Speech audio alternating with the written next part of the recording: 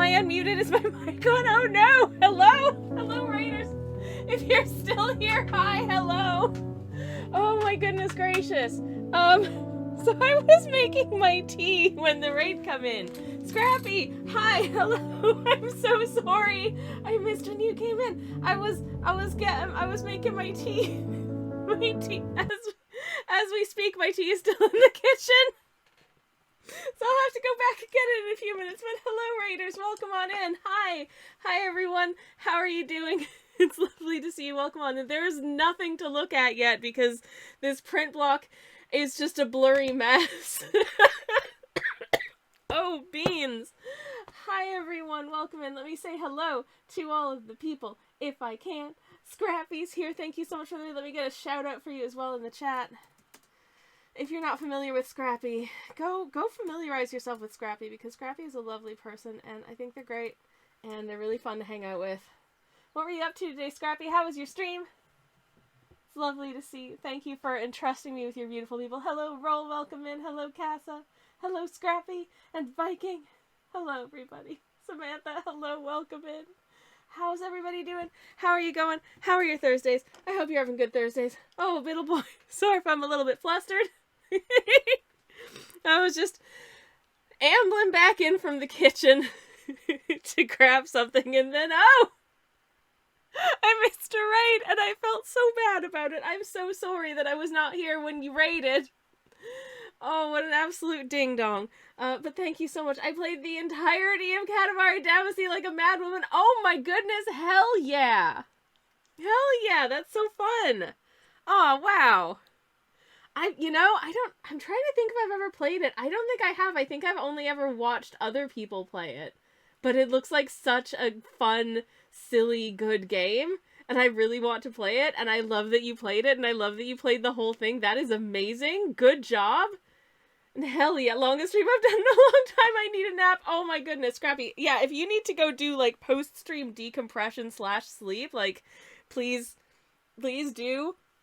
Did you Damacy all the Katamaris? Asked Samantha. Excellent question. I'm assuming that's how it works. I sure did, says Scrappy. Hell yeah. She also says, play it. It's so good. That is awesome. Let me get another shout out for you in the chat. Again, if you don't know Scrappy, go do that. For anyone who's just coming to the raid, allow me to introduce myself at long last. Hello. My name's Twitch user Sammy Kelch. I'm a variety streamer. I do cozy art streams on Mondays and Thursdays. I do cozy game streams on Friday mornings. I'm streaming with Danger today because we will be carving this sharp object, which I'm very excited for, but also a little scared about. But that's the fun of it, is the danger and stuff. And if you're not... I don't know where my sentence was going, I'm sorry. My sentence was going in a direction. If you're not familiar with my works, let me show you a thing that took me a really long time to paint recently. Scrappy is doing a lurk. She's just gonna do a heckin' lurk while I rest and prep for going out. But I love you, Sweet Bean, and be safe with sharps. I shall try my best, and thank you once again for the raid. I really, really, really appreciate it. Again, if you're not following Scrappy, go follow Scrappy. Scrappy is a lovely person, super fun, does super fun game stuff, and is also a very, very skilled artist. I just got a message in the Discord notification from my moderator / spouse who says, please be safe, dear. I will. I don't know if he's watching yet, but I will. Anyways, thank you so much again for the raid, Scrappy. I really appreciate it, and I hope you enjoy your restful lurk. But for anyone who's not familiar with what my artwork looks like, here's a completed piece. Is it representative? I don't know. Did it take like a cumulative month's worth of streams to paint? Yes. Plus a little off stream because I ran out of time. But yeah, that's the kind of shenanigans that we get up to here. This is just a little sketch I did in brush pen for a friend a little while ago, and I was like, you know what, I'm gonna post this because I think it's fun. It's just some vampire shenanigans as you do. But if you're not familiar with Scrappy's artworks, may I just say that she has been working on this absolutely beautiful, perfect bird who I love with my whole heart, and I just want to give it a little boop on its little feathers because, oh my goodness, it's so good. It's so detailed. Scrappy is amazing with, like, textures and this, like, pointillist style with, like, pen and stuff. It is so cool and so good. And I love this little, Look at his little face. Look at the detail in that. It's incredible. Absolutely incredible. Anyways, yes, if you are a fan of cute stuff, if you like moths and very sweet artworks and good times and just a super rad friend who also plays really cool fun games, please go give Scrappy a follow on all of the things. Anywho, round borb, says Casa. I know, right? I know. Aoife, hello, welcome in. How's it going? Lovely to see you. Welcome, welcome. Round borb, says Casa. Yes, so stinking cute. So stinking cute. Burb friend, says Samantha. Who doesn't like moths? I don't know. Probably there are people out there who have, if I have a phobia of like certain types of hello? Never mind. Hello? Oh hell yeah. Roll Marianne just subscribed. Oh hell yeah. Anonymous, what are you doing?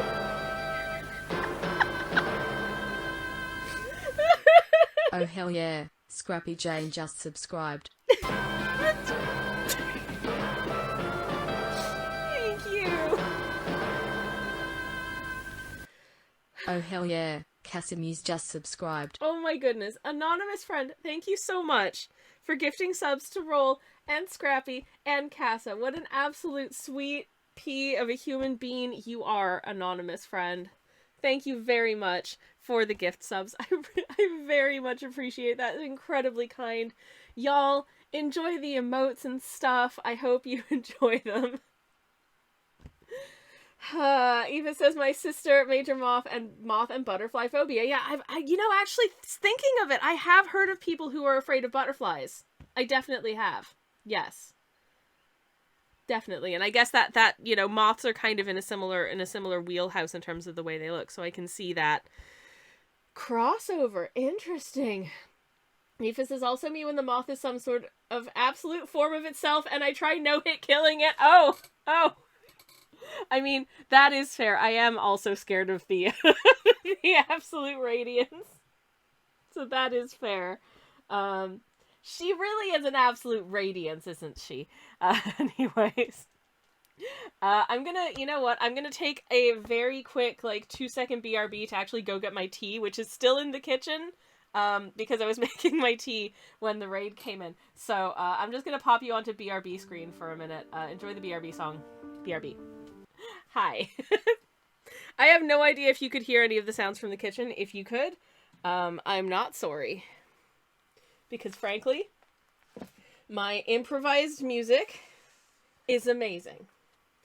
We've got a terrible drawing time request already, pretty much straight out the gate, which means I'm actually going to have to do art within the first hour of stream, which is incredible, and I love that. Hey, Turnip, welcome on in. Lovely to see you. Kaizo, thank you so much for the lurk. Thank you. I hope you will enjoy having a nice lurk while I try not to carve myself. Let me grab the terrible drawing canvas. Let's see what I can do. I saw the most beautiful moth the other weekend. Oh my goodness gracious. It was so heckin' pretty. It was a brimstone moth, which is a lovely name. Did not look as goth as that makes it sound. But is a very cute friend. It's very sort of like yellow with little brown patches. It was absolutely gorgeous. So I sketched it in my sketchbook so I wouldn't forget what it looked like. And so now I have a bad sketch of a brimstone moth in my sketchbook. Because that's what my sketchbook is for. My sketchbook is where my shittier drawings go, pardon my French. So that I can draw good, terrible things on stream. Hello!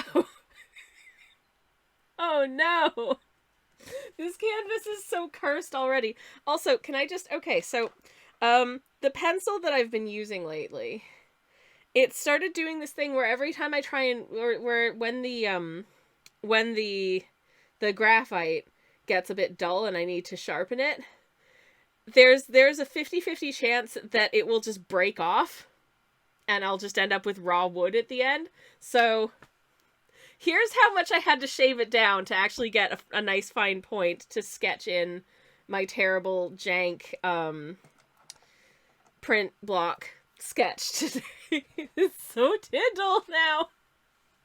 I'm running out of this pencil so fast. Oh no. Anyways, we have a terrible drawing time redeem from Samantha, who wants a moth friend being really, really sorry they scared you. I think that sounds really cute. So let me explain terrible drawing time, if I may, for anyone who's new here. As you can see, it's terrible drawings. For 5,000 channel points, I've got 5 minutes or less to draw a character or concept of your choosing from memory or sight unseen on the terrible drawing canvas. We've gone through like probably, I would say, a dozen of these so far, and I invariably will forget to share the finished canvas to the Discord. You could use it as a cursed coloring sheet if you hate yourself and enjoy suffering and feeling sad. But we've had some interesting requests. This is just a nice request because I get to draw a little moth friend, so I think I'm gonna enjoy that. I'm not gonna preamble it anymore. I'm just gonna go for it. So 5 minutes on the clock, starting now. Let's go. Okay.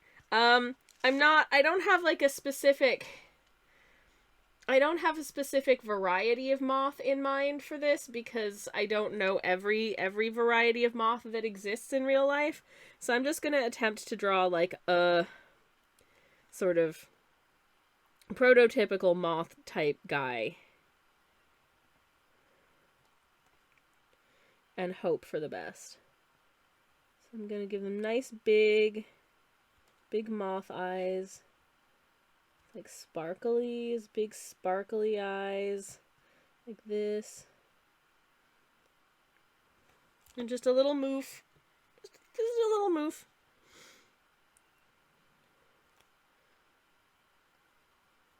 I think I actually want to make these kind of,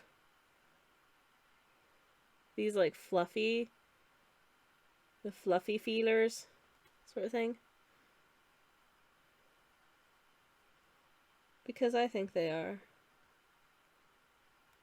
very heckin' cute. I hope they're cute. There are a lot of varieties of moths, says Samantha. It's true, there are so many, and I love them so much. I'm not as much of a moth expert as I'd like to be. But I do think that they're very cute. I'm actually just going to shade in the eyes on this moth.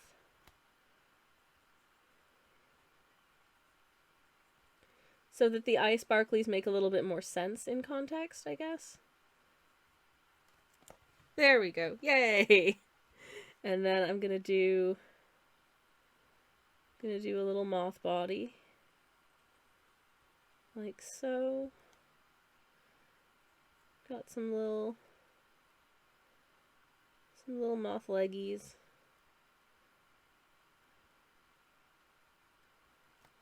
And then little moth arms. Going sort of woo-woo.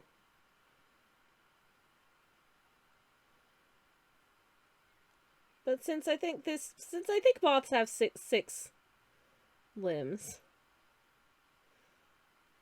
they're going ooh-woo with the top 4 of them. They're doing the little ooh ooh sort of situation here. And I'm gonna give them like a little sort of contrasty tummy, because I always think that that's really cute. And then let me give them some nice moth wings here, like so. And maybe do I want them to have like layered wings? Actually, yeah, I think that's fun. And they've got sort of layered wings. There we go. And maybe if I just draw some kind of interesting patterning on the wings. Just honestly, just because I've got time on the clock to do it, I can make the hello Rex, welcome in. Rex says, ooh, danger art. Yes, we are carving a print block today, because I'm feeling sassy. Samantha says, fun fact, moth are defined as all members of Lepidoptera that are not classed as butterflies. I love that. I love that.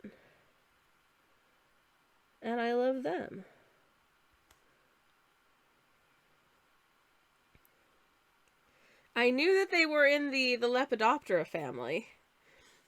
And that's about it. And a lot of them are really cute. Like, hopefully this one, if you're not scared of it. But it's making a very... Hopefully, I feel like it's making a very sort of like, oh, I'm sorry. I'm sorry. I'll try and do better. I'm taking accountability. And I've listened to your feedback and I understand. And I'm gonna try my best to move forward and do better, and that's all anyone can do. And I think personal accountability is really important. And so I want to make sure that you know that I am truly sorry for any spooky scaries that I caused, and I love you, and I'm gonna do better. Thank you. There we go. Oh no, is the picture frozen for anyone else, or did it only freeze for me? And there's the timer. That's terrible drawing time.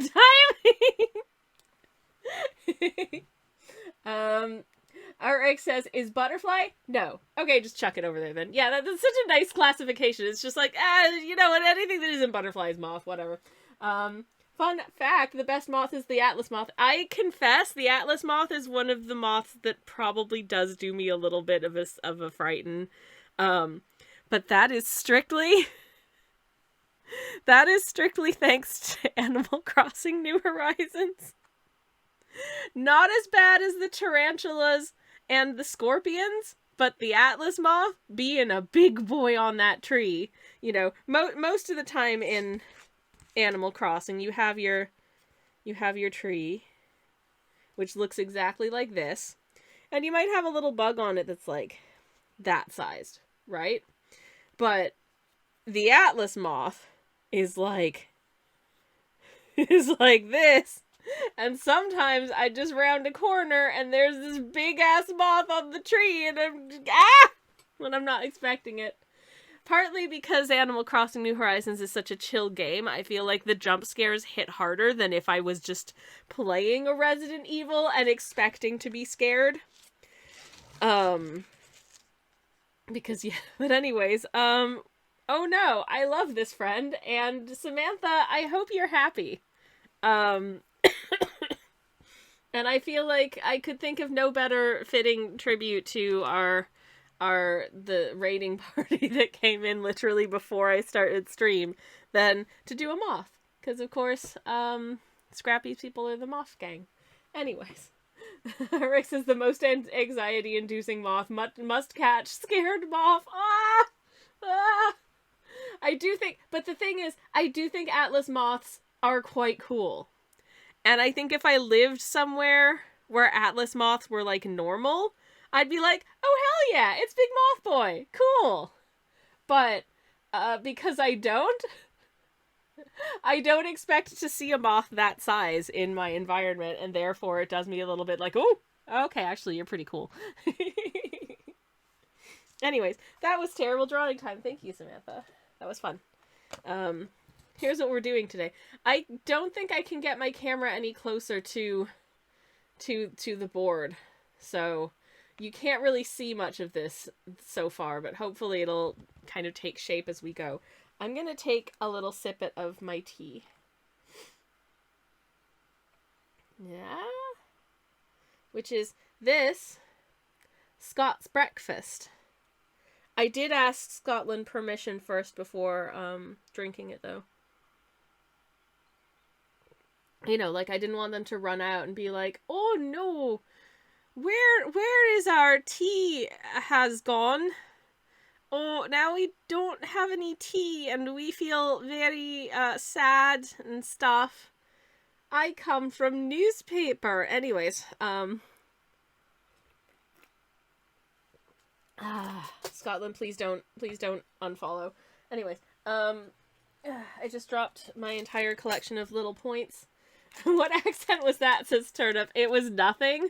Because if I in all earnestness attempted to do a Scottish accent, I feel like I would be more likely to potentially upset people than if I just don't try.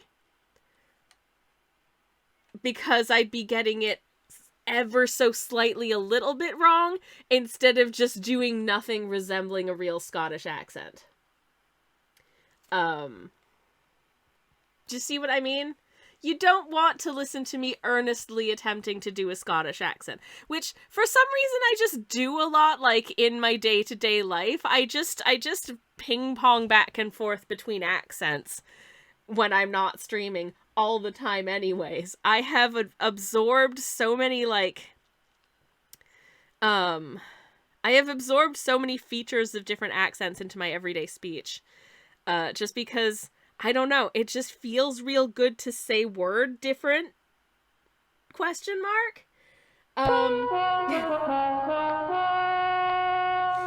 Hey, SunQB, welcome on in. How are you doing? Lovely to see you, and thank you so much for the follow. And they say, I got curious and looked up the Atlas moth, and what do you mean the wingspan is 9.5 inches? Why is it so large? Also, they live in Asia, so thank goodness. In that case, if you don't live in Asia, you're probably unlikely to encounter one on a regular basis. I'm pretty sure they're perfectly safe, but oh my goodness, the big boys. Okay, I'm gonna backtrack and read some chit-chat. Samantha says, fun fact, ducks are similarly all members of the Anatidae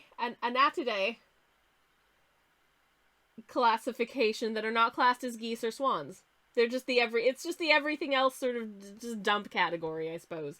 Your tea has gone in the base, says Heartbreak. No, what accent was that, says Turnip. No. Fun fact, says Samantha. Sammy is now considered a criminal in Scotland. Oh, no. My strategy made things worse. Oh no. Do I need to issue a YouTuber apology for I'm deliberately doing the worst possible Scottish accent so that people don't hate me for my earnest attempt at one? Just out of curiosity. Anyone who's played a Dungeon Dragon with me will know that I am not averse to doing actual accents other than my own. But that's different. Anyways, YouTuber apology or YouTuber apology? I don't have it in me to fake apology. I just don't. I can't. No. And honestly, if I genuinely don't think I have anything to apologize for, you'll probably just hear about that, because it's gonna bother me if I don't. Because that's the way my brain is funded. Anyways, the larger the bug, the further away I am, says SunQB. That is fair. Time to learn the uke, I guess. No! No, I don't want to. Rex says, just make sure you get one of the 4 sponsorships before you do an apology video. Oh, of course, it is sponsored by Squarespace, NordVPN, HelloFresh, and I get a lot of videos that are sponsored by like a mattress company, a bed linens company, or it's just a match 3 game. Like, it's just a match 3 game. I cannot fake tears, but if I get a whiff of the possibility that anyone is in any way rejecting me, I will cry genuinely and feel sad for days. Brilliant. Nebula. Audible, says Ratsa. Yes, all of the above. BetterHelp. I wish I was sponsored by BetterHelp. Maybe I would be able to get a therapist. Anyways. Warby Parker, yes. Ratsa says, oh, it says don't tell anyone, so I'm not going to read that out loud, but thank you. No, you, Scrappy. Kobe says, Audible will seemingly sponsor anything. I do enjoy just that like tiny number of companies that seem to sponsor every YouTuber. And yeah.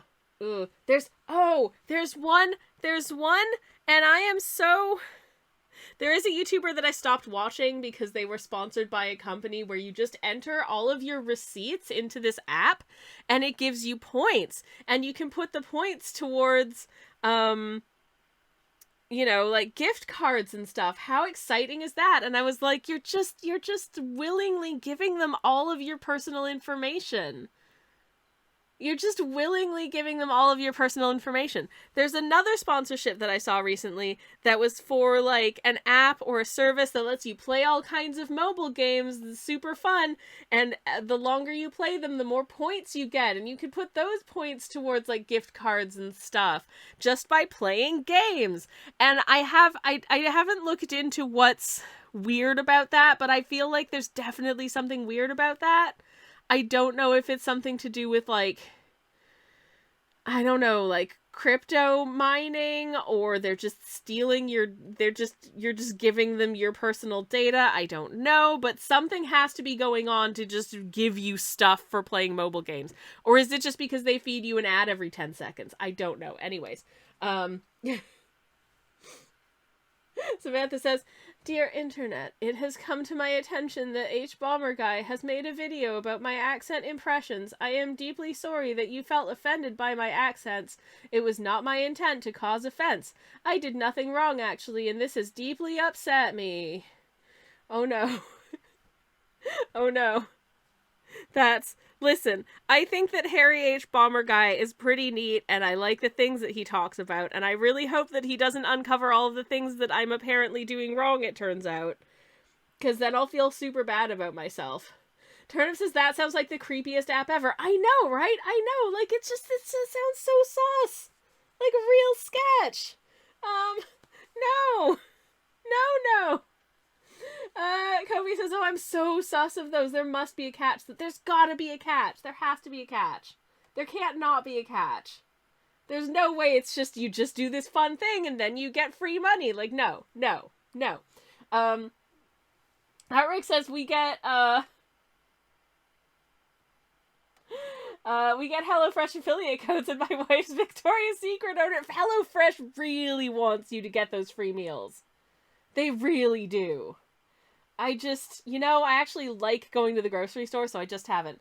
Kirsty, hello, welcome in. Kirsty says, "What's poppin', party peeps? What's poppin' is I still haven't started carving this thing yet, and that's okay." For a while it was that Best Fiends game, says Casa. Ooh, yeah, that sponsored a few podcasts I listened to. Anyways, hello. Kirsty says, "I just got here, but already don't believe Sammy could do anything wrong." Oh, thank you. Thank you for saying so. I really appreciate it. No, you, Kirsty. You absolute ray of sunshine. But the kind of sunshine that doesn't give me, like, you know, sunburns and stuff, like the good kind of sunshine. Well, at least Kirsty got, yeah, let's never speak of that again. Anyways, hello. How's it going? It's lovely to see you. Welcome on in. Kobe says, "Yeah, there's a war of meal kits right now. It's like the war of crates of nerd stuff from, oh man, remember Loot Crate, etc., etc.? Kirsty says, "Siri, remind me to watch Sammy's VOD for accents." Listen. I will say to you what I said to everyone else. I was attempting to I was not doing an accent. Because I felt like it would be worse if I earnestly attempted to do, like, an accent in the moment. And I'm realizing that this is a mistake because I got roasted super hard, which is fair, because what I did was not an accent. Anyways, Turnip says, "Sammy, I'm doing the panic thing. I thought it was fun when you did that accent, and I'm just being a gremlin." Okay, thank you. Thank you, Turnip, you're great.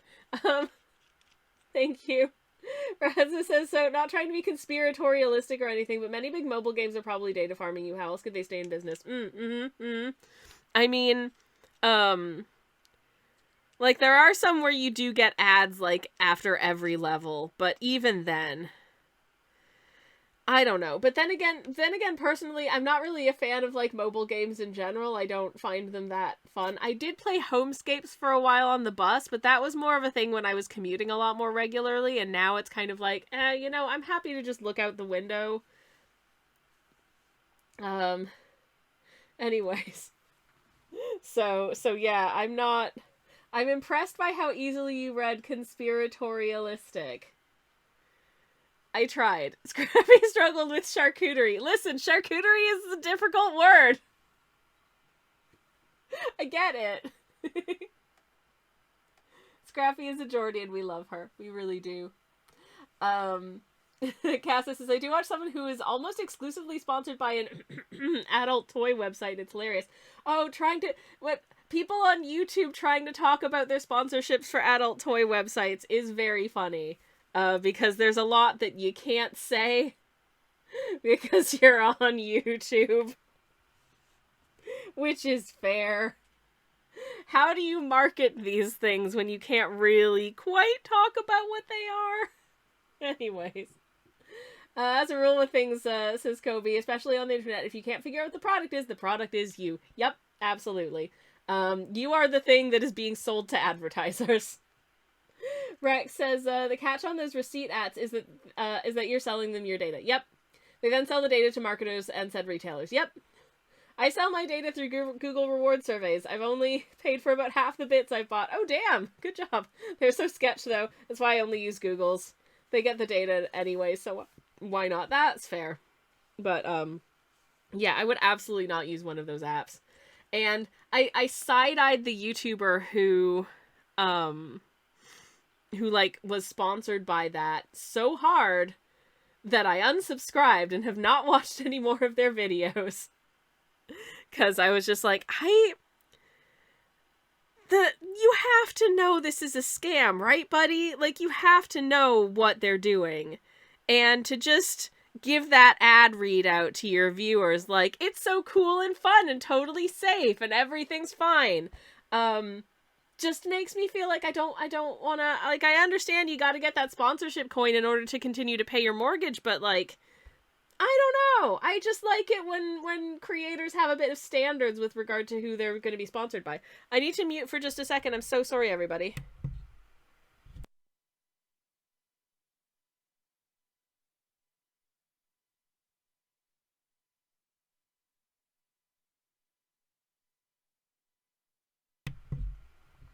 Hello. I'm back. Sorry about that. Ad blocker, says Samantha. I haven't seen a regular ad in so long. I can never use an ad blocker because there's an ad that shows up regularly in the ad breaks when I watch YouTube, which is the series of ads starring my celebrity crush. And I like getting to see those because it's my celebrity crush.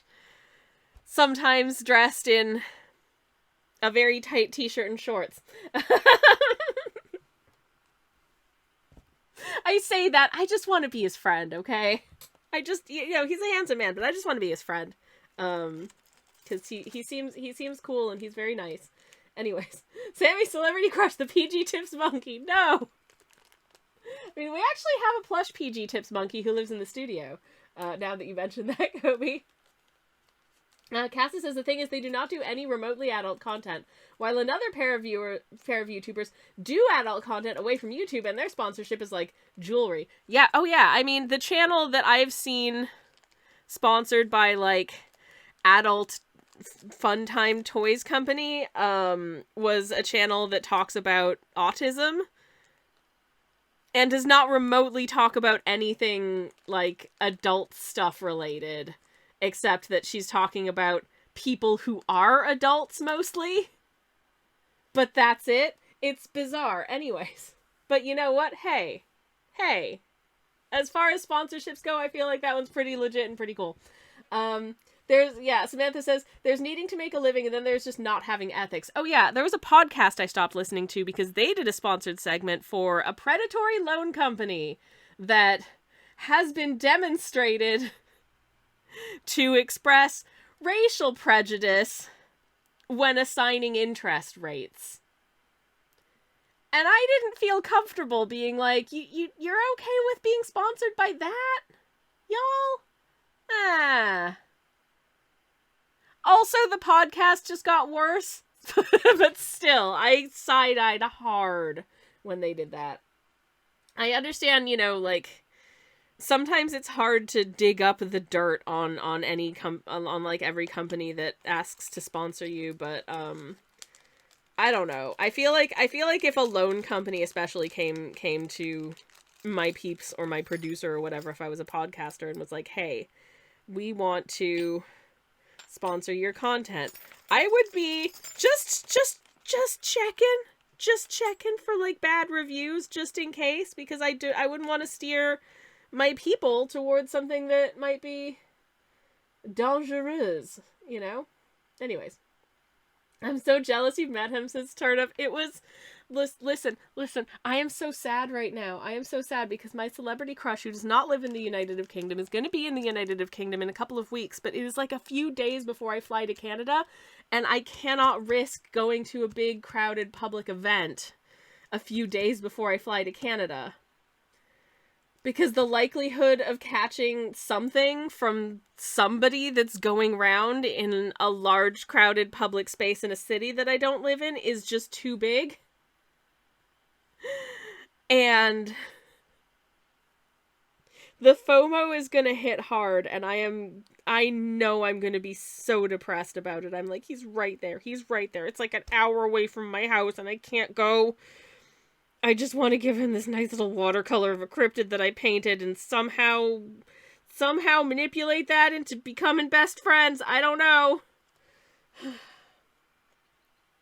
But it's that versus we spent an inordinate amount of our money on flights to see my family, who I don't get to see very often. I'm turning 40 in a few weeks, and we want to have a nice little holiday among some of my loved ones. The timing is so bad. Like, I was just like, And then the other thing is, okay, so he's doing like a convention event, but then it turns out a couple days later, he's guesting on a podcast, but it's a live recording of a podcast that's happening in London. And I'm like, oh, that's going to be a much smaller crowd. I could probably go to that. Yeah, it was sold out by the time I managed to like get onto the website. Because it's a small crowd. I'm so upset. I'm so sad. I'm so sad. So yeah, that's my problem right now. But anyways. Oh no, Cassie says my dad has COVID right now. Oh no, I'm so sorry to hear that. Oh jeez. I hope that a swift recovery is had and that he feels entirely better very, very soon. My stepmom says he's in bed, says Cassa. Oh, poor dear. I do wish him a swift recovery and a feel better very, very soon and a rest up in the meantime. Oh jeez. But yeah, case in point, things are still going round. And I do not want to risk... I don't want to put myself at greater risk of catching something and not being able to, like, fly internationally and visit my family, some of whom are quite elderly, whom I see very infrequently in my life because I emigrated. And I mean, I suppose that's my bad, but still. I hadn't predicted that, such major viruses would start going around. To be honest, when I moved to this country, I wasn't even sure how long I would be staying for, and now I live here forever. So, for whatever that's worth. Yeah. So trying not to. I have never used this piece. This piece is wild to me. Like, look at the how does this? What does this even do? I'm not going to use it on this. Because I don't need anything of this size. Because as you can probably maybe tell, we're doing like a moonlit scene. There's a crescent moon. There might be some stars up in the sky. You can see the eraser doesn't work very well on the print blocks. Like you can see the stars where I decided that I didn't like the placement of them and erased them. It's so bad. There's some little land masses in the background there. There's a couple little guys sharing a quiet embrace under the moonlight because I'm a sap. And there's some water, so hopefully there'll be some I'll be able to get some, I don't know. We'll see.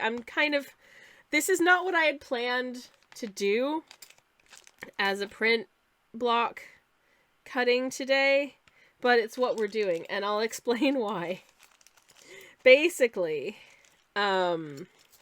what I wanted to do was like a still life of one of those because I don't want to say, I feel like the word obsessed is overused by like influencer types these days. Like, oh, I am obsessed with this corduroy carrying pouch. It's like, no, you're not. You just like it. So I don't want to say I am obsessed with these things, but I have a very particular interest in like vintage packaging design. And one of the wonderful early examples of vintage packaging design that I just adore is those white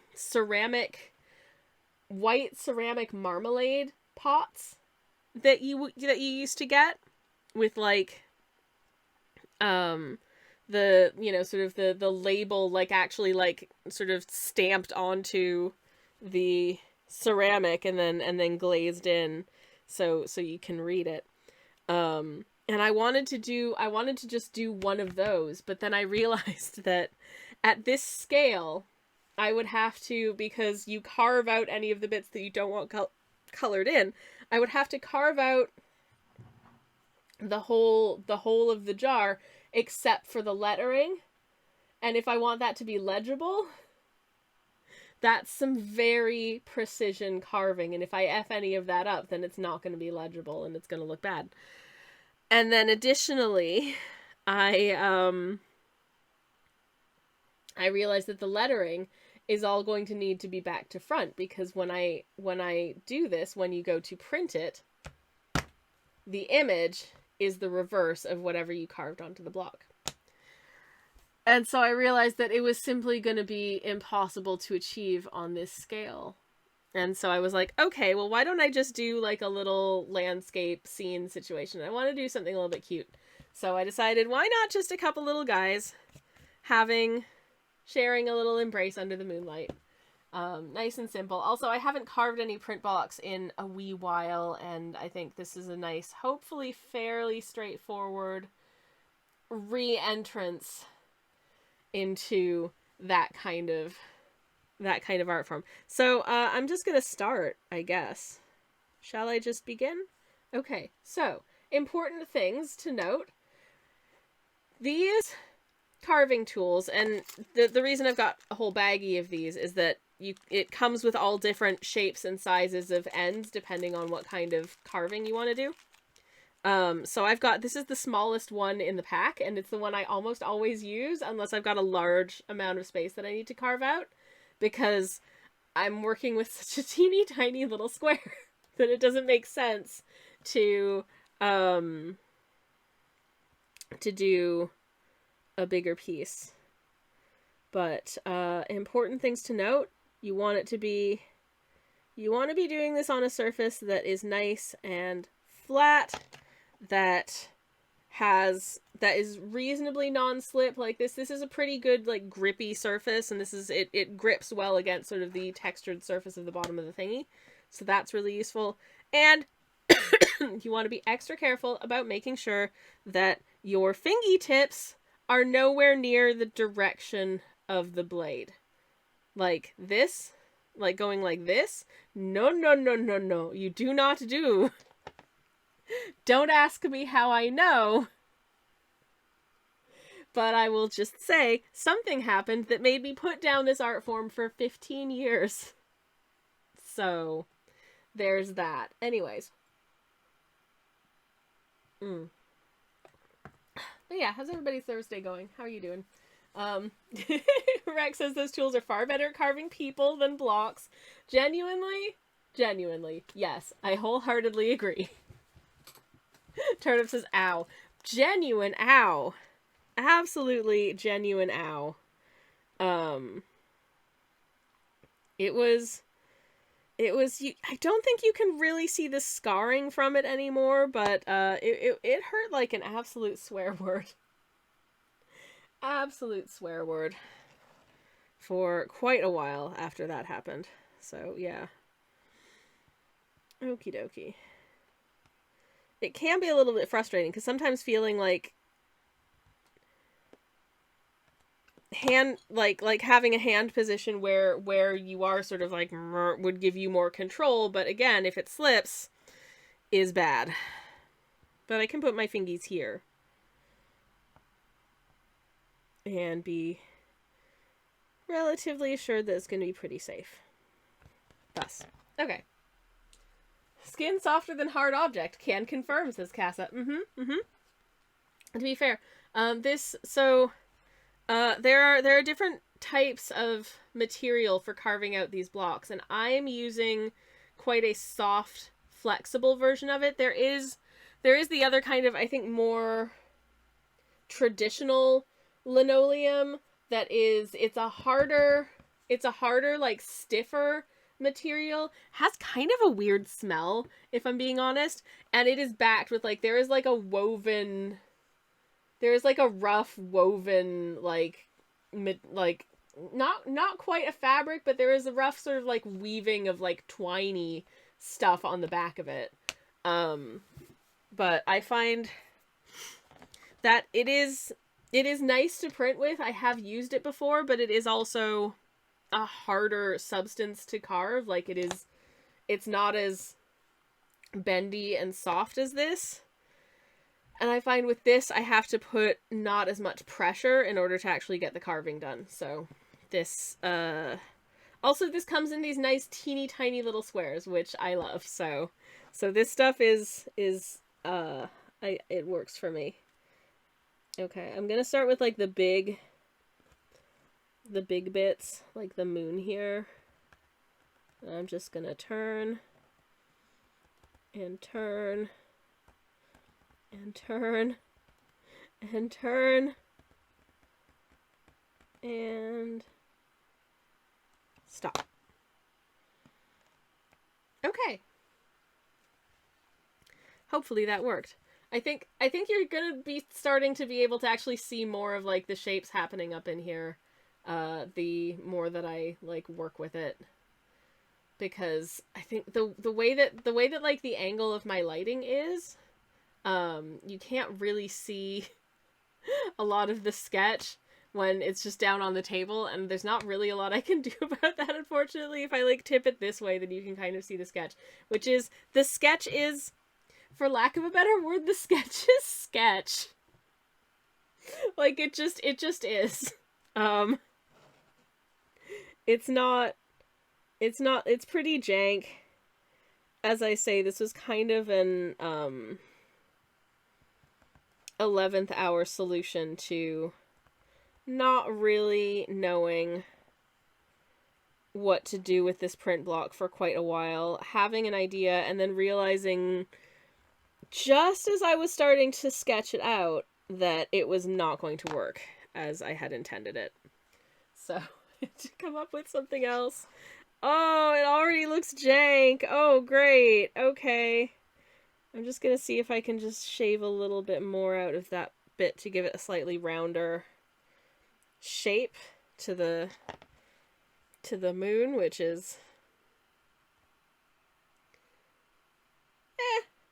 it is a moon that reminds me of the little crescent moon on the forehead of Sailor Moon's cat. That's what it puts me in mind of, I think. Anyways. Ugh.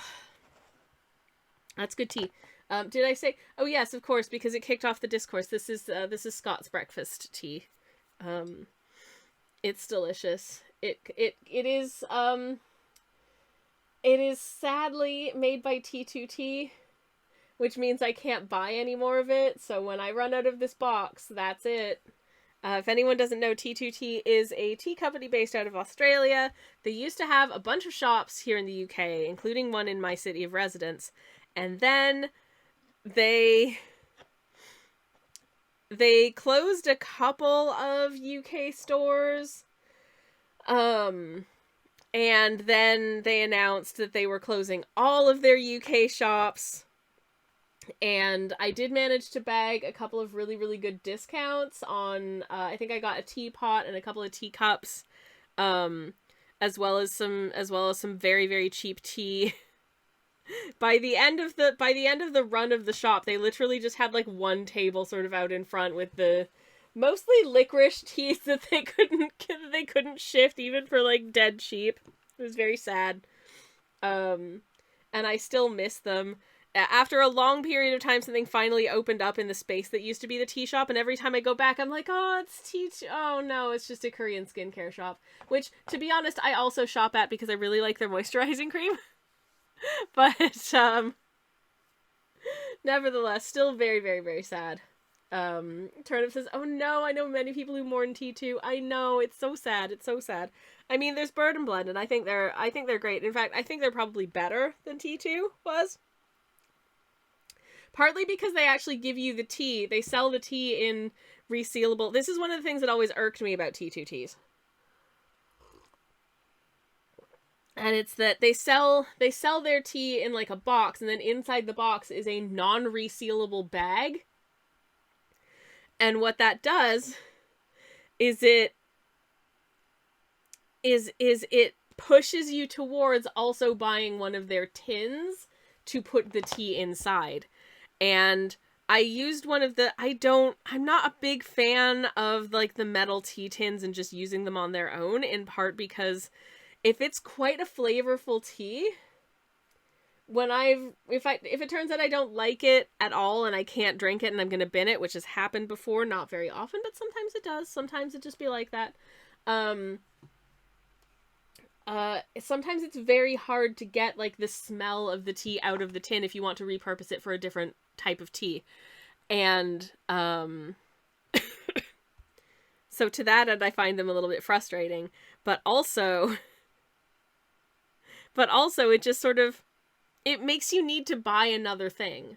So you've bought the tea, but now, you also need a tin. Whereas if it just comes in a like resealable bag, I don't have to decant that into a tin. I can just keep it in the resealable bag because it's resealable. Hooray. What I've started doing with my T2 teas is I take like the baggie that it's inside the box. I open that up and I just put the entire baggie into a Ziploc bag, and then I put the Ziploc bag back in the box. Also makes it really easy for me to know what tea it is. But that's kind of a cumbersome and not super elegant storage solution, I feel like. But they do make delicious teas. Like this Scots breakfast is lovely. I do also have a second tea, of course, because I have zero chill. It's mint. Anyways, licorice tea, says Rex. Ooh, and has apparently simply melted at the thought of it. I'm not a fan of licorice flavors at all. If you love licorice, I'm super happy for you. I can't do it. I can't do it. I think there's something about just, it's so sweet tasting, licorice is. And for some reason, my mouth does not like that. I have an immense sweet tooth, but there are certain things that just hit the sweetness receptors in a way that just doesn't feel good to my mouth.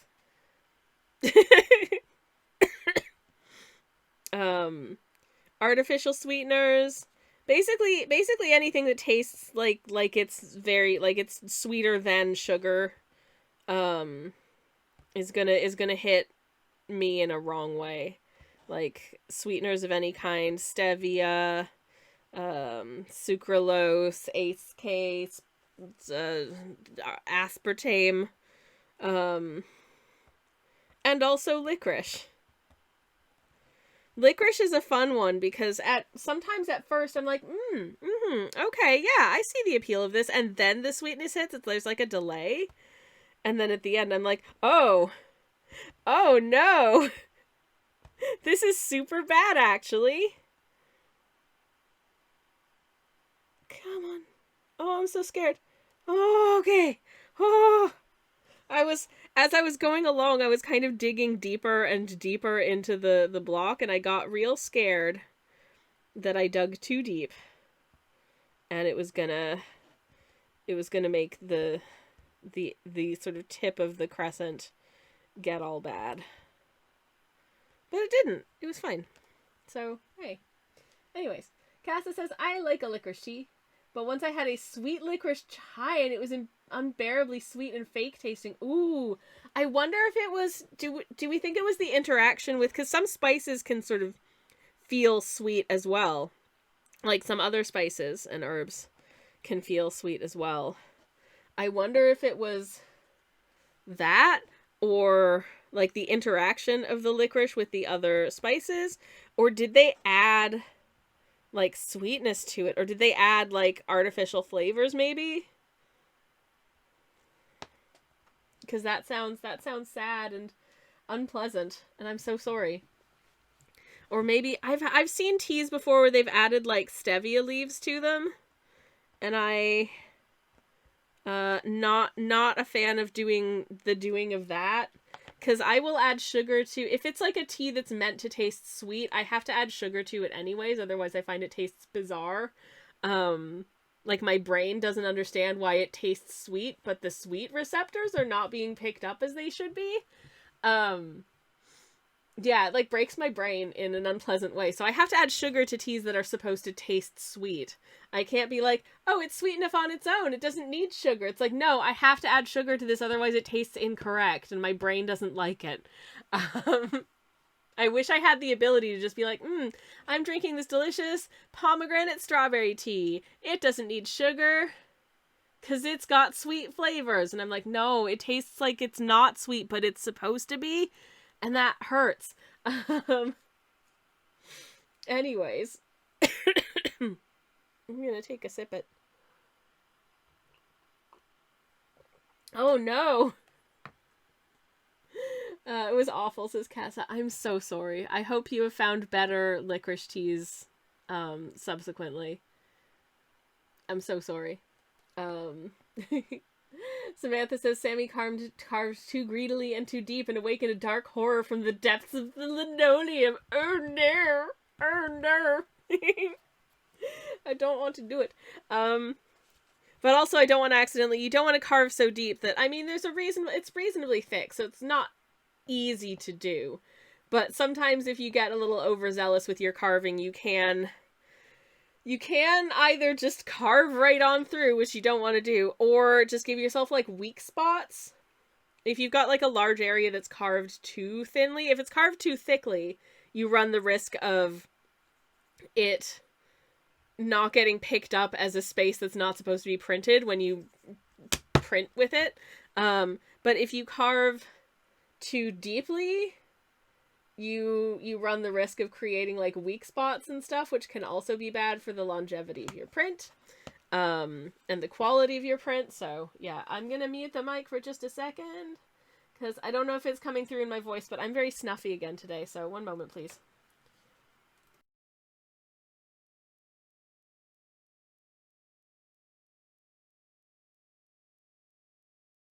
Well, that did nothing except now my ears aren't working correctly. Fantastic. We've got a terrible drawing time from Dan. Hi, Dan. Welcome in. How's it going?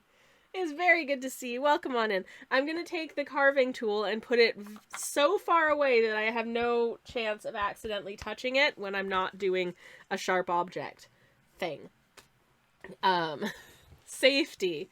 Okay, so Dan wants to see a terrible drawing time of Terry the Forg Mage learns a new spell from a book in the Bodleian Library and becomes intoxicated with power. Oh no. Well, this is a real learning moment for Terry. So, you know, it's important I think, rite of passage for any Forg Mage to go through accidentally getting a little too powerful and having to learn from that. For anyone who doesn't know who we're talking about, who might be new here, Terry the Forg Mage is a friend of the stream. Here's what he looks like normally. He's just a sweet little froggy fellow who likes cups of tea and having nice times and enjoying, you know, sort of going on adventures and casting gentle spells and hanging out with his friends, all that good stuff. But yeah, Art Rick says, the only licorice-esque taste I had enjoyed was the special alcohol from a vineyard in Greece. Someone brought it when they visited. Not quite a wine. It's made from the grapevines themselves at the end of the grape season. Ooh, interesting. Very interesting indeed. I don't know it, but that sounds very cool. Turnip's gotta go, but have a good rest of stream. I'll not be a gremlin next time I'm here. You be your beautiful self, Turnip, and we love hanging out with you. You're great. And thank you so much for stopping by. It was lovely to see you. And have a good rest of your day. Anyways, for anyone who was here for the bit when I was talking about Scott's breakfast, I should probably clarify there is a video out there. There is a video out there of this game. I think the video is from Outside Extra, and the game is this one where you actually like you interact with NPCs in the game by actually speaking like into a mic to them, I think, and then it like transcribes what you've said, and then they answer based on like the questions you've asked them and that kind of thing. And I think maybe there's some kind of AI involved, but it's not very sophisticated. But there's this one character who has a questionably Scottish accent, and to that end, the person who was playing the game asked them, where are you from? Trying to glean, like, are they meant to be Scottish? Because what is this? And she said, I'm from the newspaper. And just for some reason, just this stupid, the newspaper. It's like, that's not what my moderator / spouse and I quote this at each other ridiculously frequently, and I don't know why.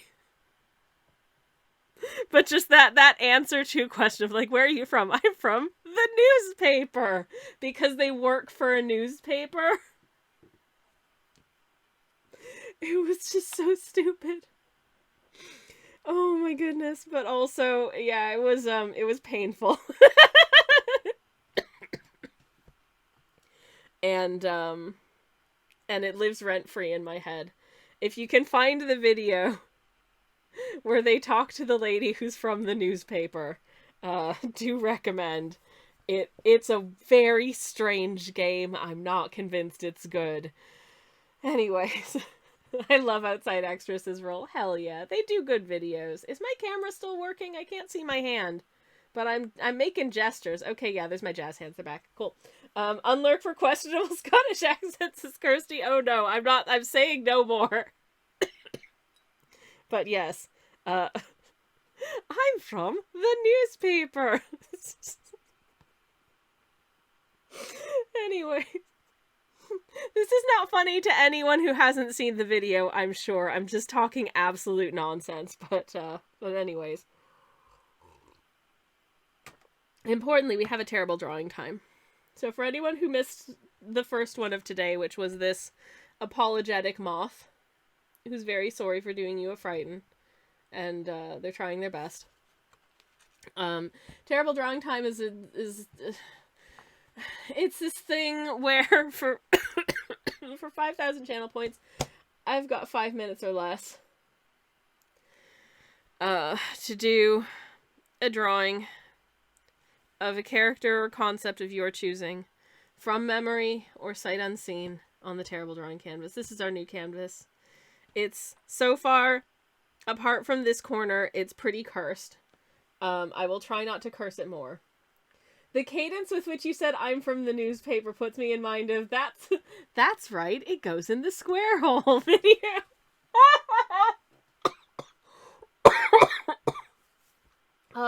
Dan says, that's a good answer to have on hand, though, as someone whose accent is a little different. Oh my goodness, you know what? When people... Sometimes I get... Okay, so occasionally I will have people ask me, Espeon and Sylveon are not cursed, says Samantha. As actual, like, Pokemon, they are extremely blessed. As this attempt at drawing them, I'm very sorry and they deserve better. That deserves a YouTube, like, a sincere apology. I'm sorry. And I am saying this to Sylveon and Espeon because they deserve better than whatever I drew. Anyways, but yeah. What was the prompt again? Oh yeah, it was Terry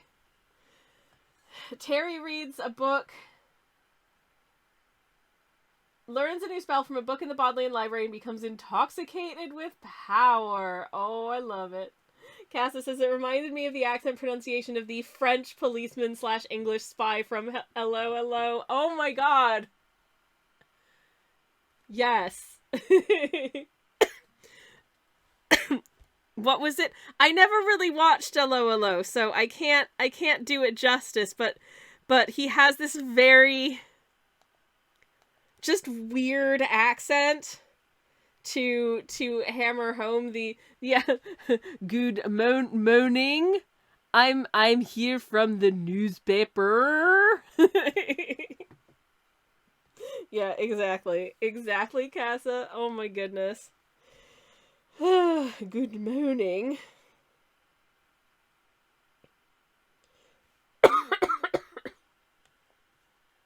I'm so sorry. Now then. I'm gonna set my timer. And I'm gonna try and do a justice to this artwork.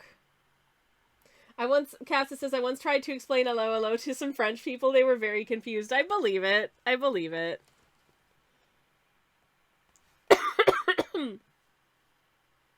Okay. Whoa. Timer's on. My print block has fallen on the floor. I'll get it later because I've got to focus. I gotta focus up. I've got an entire scene to draw. Okay, so I'm gonna draw just some... Here's some faraway Oxford spire type Bodleian-esque buildings. I'm probably giving this way more focus than it needs.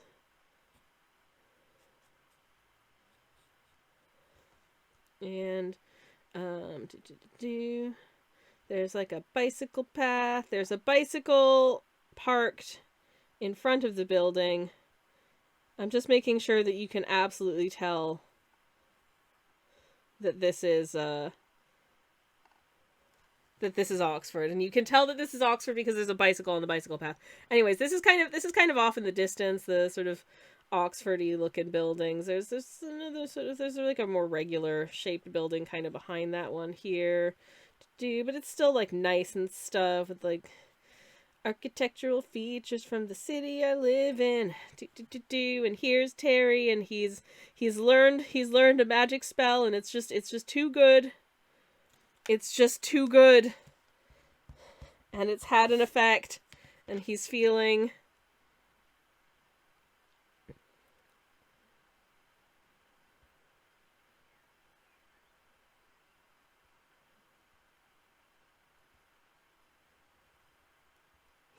extremely powerful. Oh no.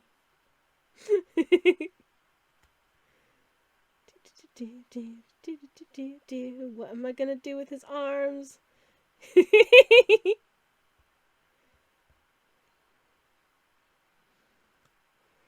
And he's holding his funky staff.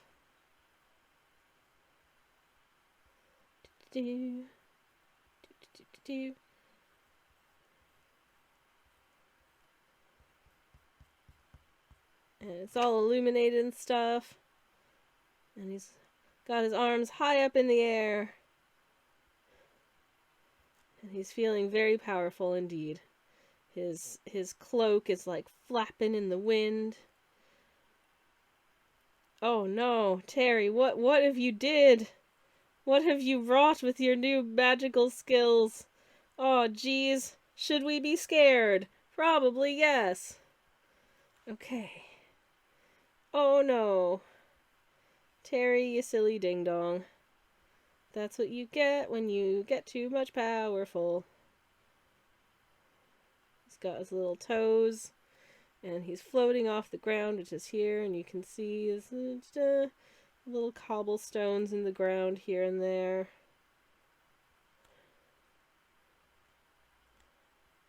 There we go. Very, very charming. A little bit of a shadow on the ground. And, oh no, he's got like a super powerful magic aura around him. I have no idea. Okay, I've got like a minute and a half left. Good. Because we're still going. See, this is why they keep all the Eldritch tomes in the stacks and not on the shelves, Samantha. Absolutely. 100%.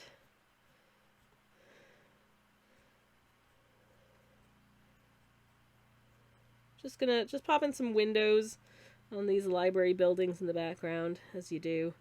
You know, he should have just done what I do when I visit the Bodleian and just gone to the gift shop and the cafe. The cafe is great. just go to the cafe, little buddy.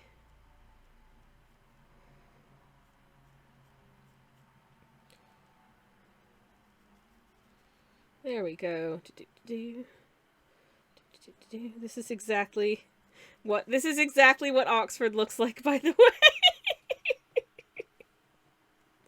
I promise it does. Oh no, Terry, what have you done, Terry? Oh noes. Oh noes. He still needs to mend these trousers, though. That's the difference. Next drawing time should be redeemed.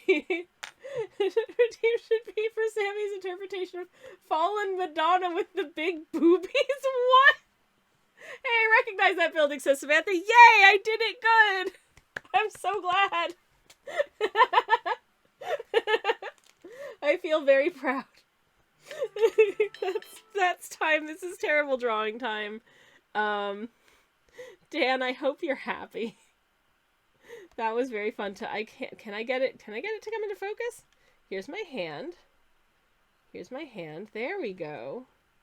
I hope you're happy. That's the painting they keep mentioning in Hello Alone. Yes, I am.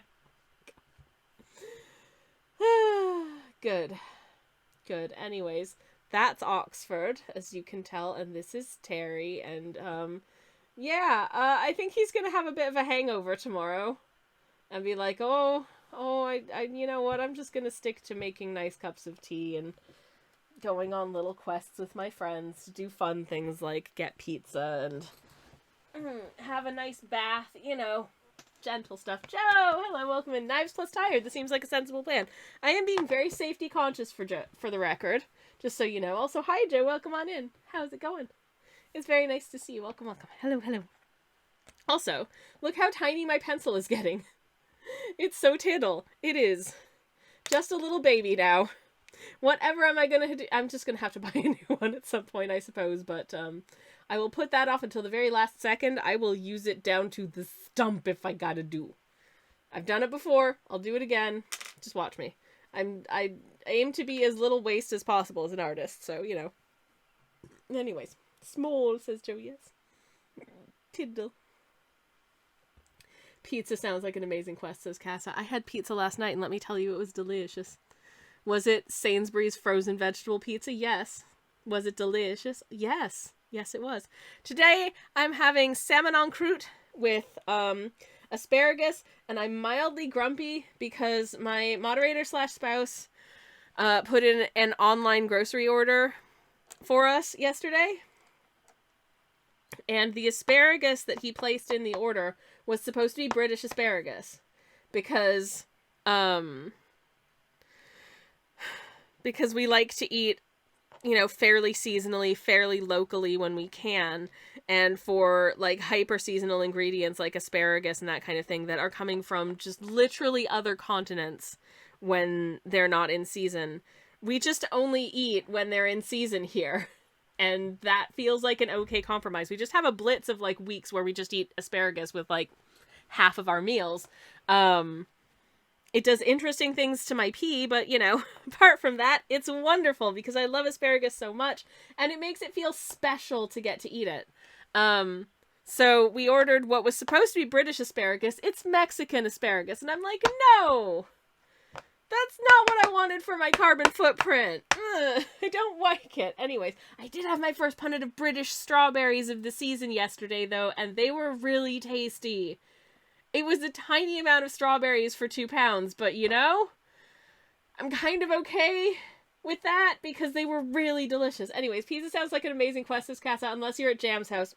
For anyone who isn't familiar, friend of the channel, James B. Barrow, had a birthday celebration yesterday on stream. I'm going to give him a shout out because it's just his birthday. In fact, I think today is actually his birthday. So, Jam, have a shout out. Happy birthday, Jam. But he made pizza on stream, and some of the pizza toppings were like corn, which I understand is a British people thing, but I also don't like it, and I don't think it's good, and tuna, and people had questions about the pizza topping choices, and I agreed with those questions.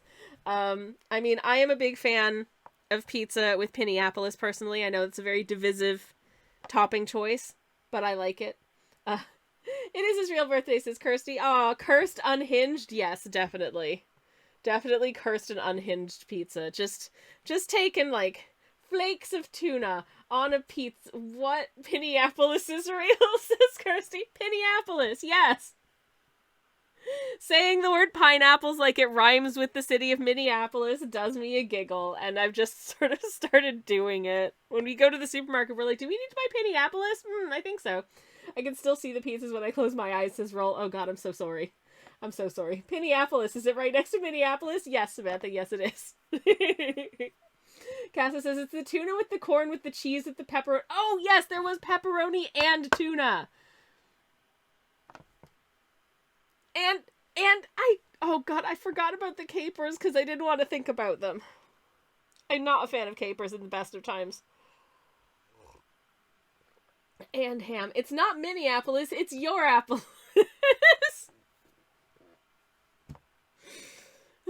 Thank you, Kirsty. Okay, I'm gonna try and carve out one of these little stars. This may be hopefully not a fool's errand. Hopefully this will be fine. So I've more or less established the shape here. If I can just kind of zip off these little bits with my hand firmly out of the way, firmly nowhere near. And then I can kind of clean up the shape afterwards if I need to. Come on. There we go. Okay. That's more or less done. It's really hard to get, like, properly precise with this because this is the smallest carving tool I have, and you can see the size of my canvas. Pinned Cloud says the P in St. Paul, the second Twin City, stands for pineapple.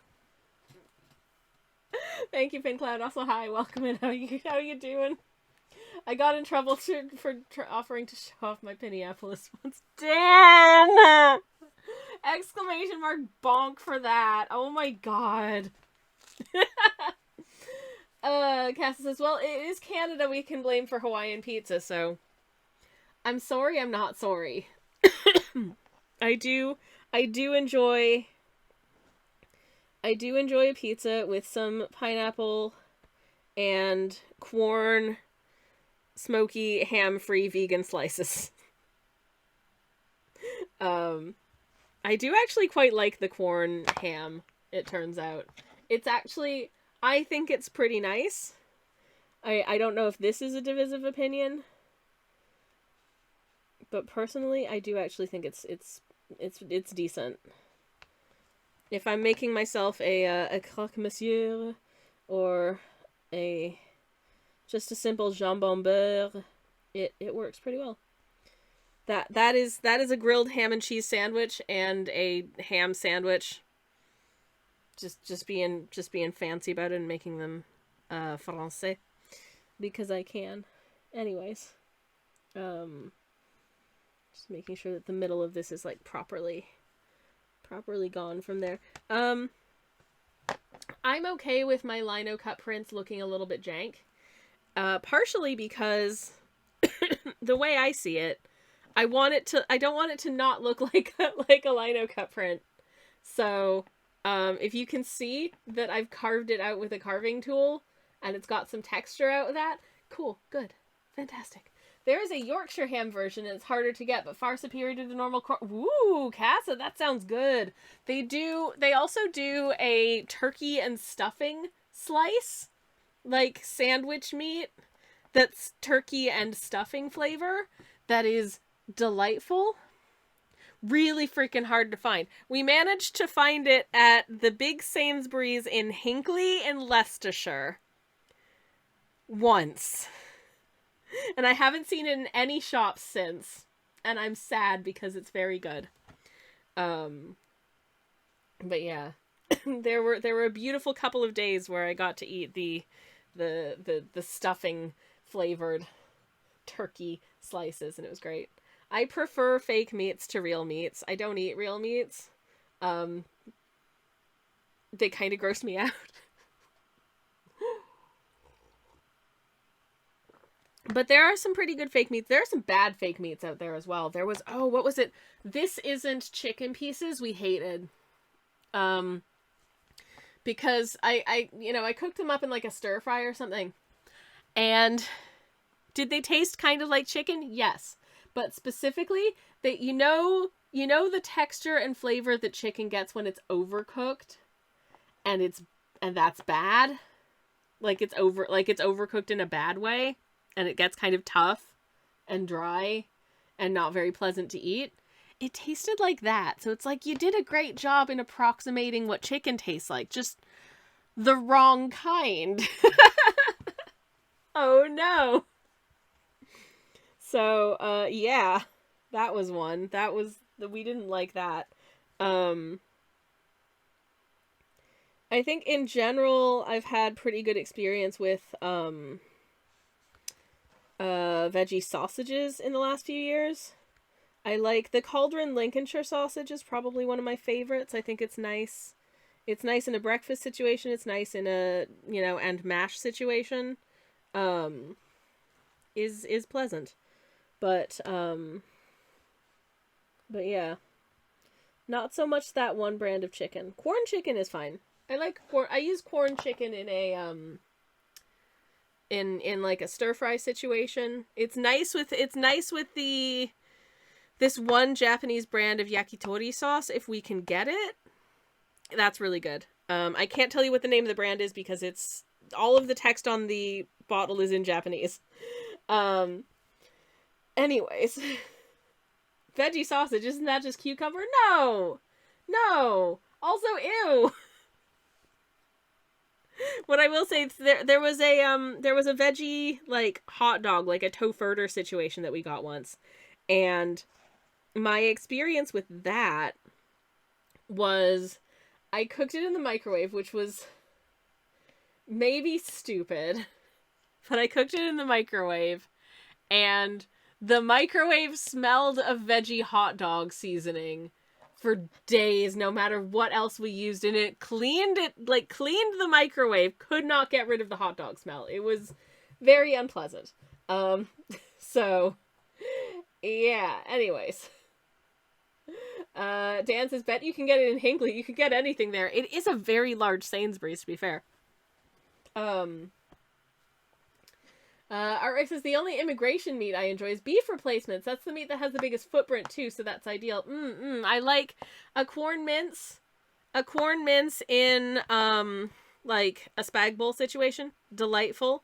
Okinawan taco rice. Also delightful. What else do I use it for? That's the main two. Oh, like shepherd's pie kind of situation as well. Yeah. Good stuff.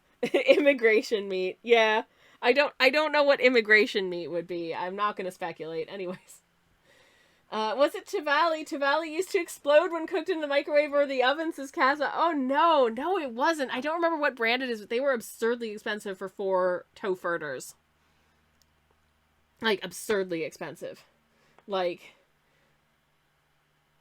my partner bought them for me as a special treat, which I thought was really sweet, and then I saw how much they cost, and I was like, babe, that's like, they were like 6 or 7 pounds, I swear. Eggplant then, says DFX. No! Anyways, hello. Nice to see you. I'm gonna take a quick BRB, and I'll be back in just a minute. I hope you enjoy the BRB screen and the BRB song in the meantime. You're all breathtaking.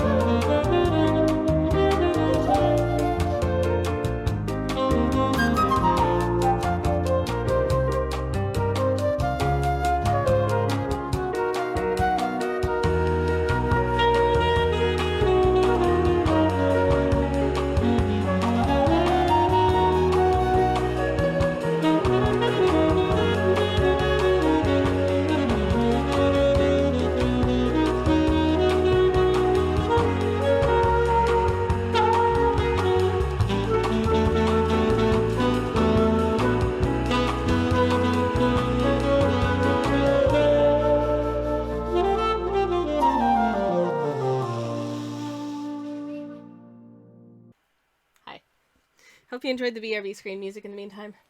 I realized I should probably have A, some paper, and B, some ink to hand, just in case we do actually complete this today, so we can do a test print. Will we complete this today? Oh, who knows? I thought for sure that we would, but haven't made a ton of progress. But that's fine.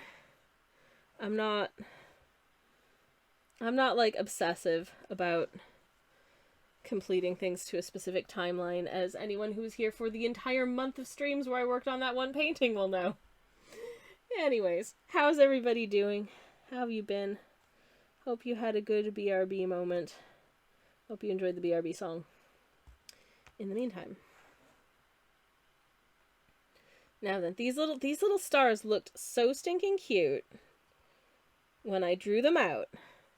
And they're just gonna be, honestly, kind of just vague shapes at this point. I mean, it's entirely possible that this entire print will just be a fail. But sometimes it'd be like that, and that's fine. And we just deal with it. I think it'll be alright. I do. Just zip off these little bitties. Okay. Yeah. Almost finished with the elements of the night sky, which is kind of the most straightforward bit of all of this. Oops. But like I said earlier, the initial idea I had would have been really cute.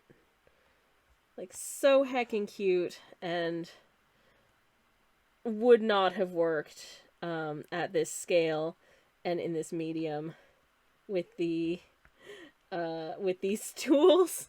With the amount of detail I would have needed to try and add to it, it would have just been bad. Certainly I have printed text backwards before onto print blocks. It is possible. It's not super difficult, even. But it takes a bit of work and a bit of, figuring and adjusting and all that, but none of that is insurmountable. But doing it with quite a detailed amount of text at quite a small scale, because if you've ever seen one of those, like, antique marmalade jars, hang on.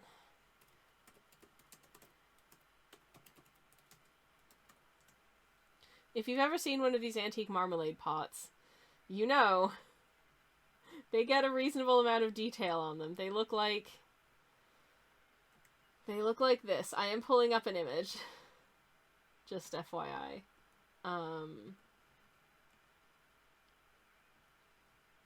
They look like this. So there's a lot going on there. So to try and shrink that down into the size of the one of these and get all that text on there and carve around, because it's not just carving out the text, which would have been, again, reasonably straightforward. It's carving out everything except the text. No. No. Absolutely heckin' impossible. As it is, I feel like these guys are probably too tiny. But I've already sketched it, so we're just gonna have to do it. Also, some of my pencil lines are absolutely disappearing. So I'm hoping that this is where it was. And if not, well, this is just a shape now. But I've just popped a little additional landmass somewhere sort of across the water off down the distance over on this side because I thought it would be cute.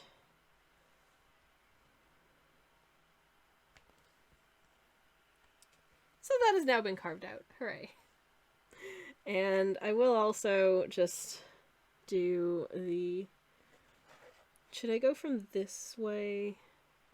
No, I'll go from this way because I don't want to accidentally stab out. I don't want to accidentally stab into this little guy's back because that would hurt real bad. So let me go this way and just hope that I can hold on to this line. And if it's a little bit wiggly, that's okay because it's a body of water. And that's fine. Okay, and just get these to meet that.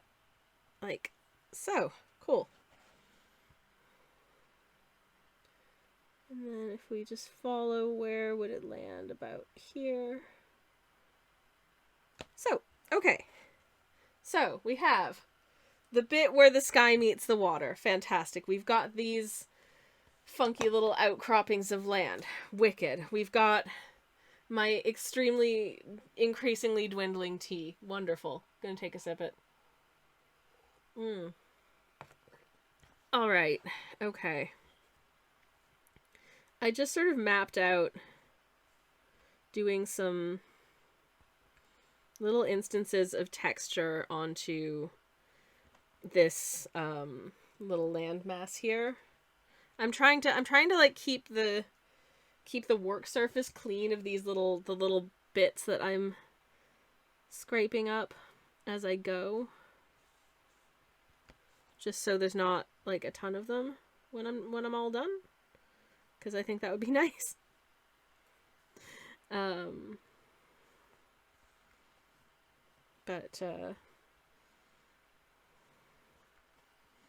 But yeah, just popping some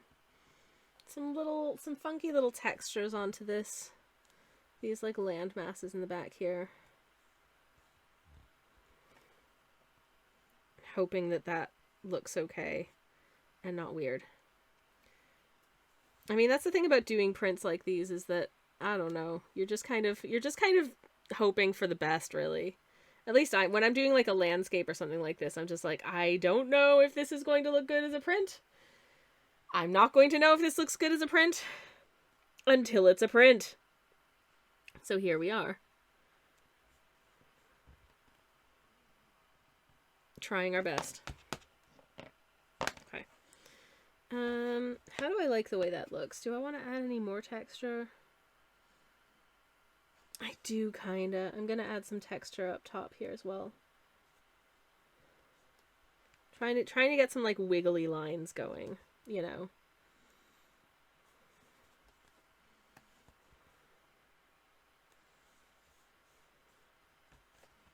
There we go. I'm hoping that these will look all right. Hoping that these will be, you know, visible would be good as well.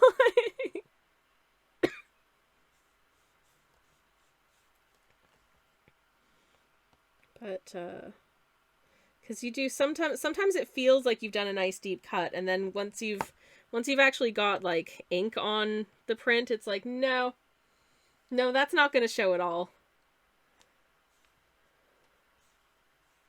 Which is always why the first print is, you know, it's a tester, it's a taste. The first print is like the first pancake. If you've ever made pancakes, you know that your first pancake always looks a little bit jank, and that's fine.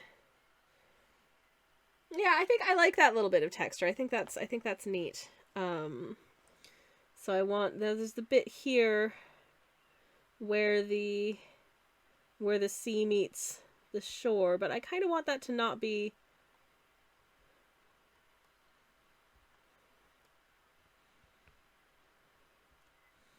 I'm okay with this being a little bit more vague, a little bit more broken up, not quite as continuous, because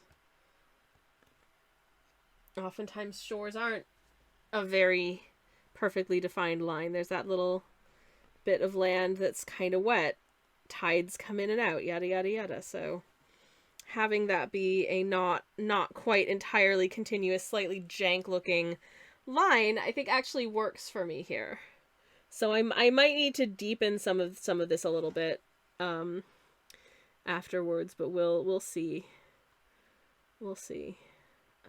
Just gonna dig between. There's a little space between these two guys' leggies, so I'll carve that out because I do want the texture of the sea and the shore to not be identical.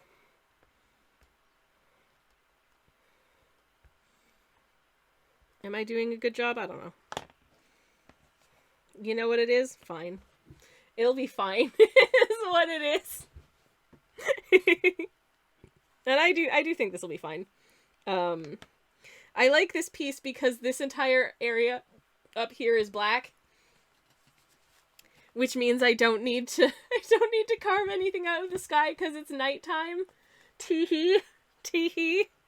Is that why I decided to do this scene? maybe. Oh no. Oh no. Oh no, I'm being punished. Okay, and now to get some wavy texture into the water. As you do.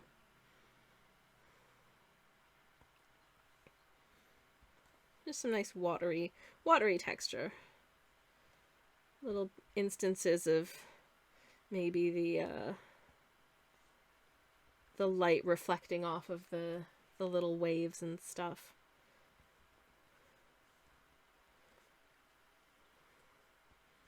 So a nice way to differentiate it from the sky above.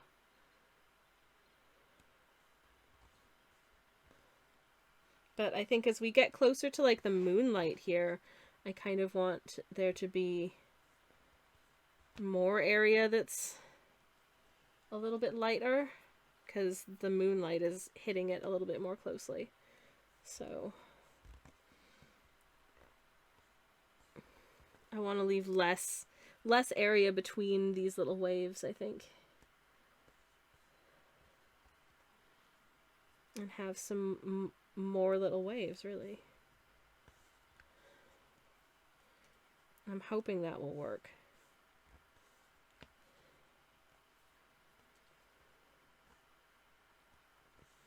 I'm hoping that will give the intended effect, at least. Kind of mirror that over here.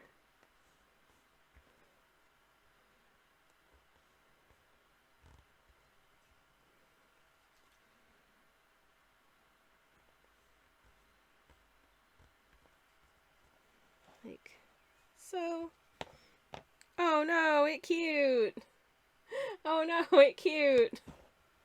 I hope it cute. This is okay. The carving is starting to make my hand hurt. Oh no. So I probably can't run long on today's stream.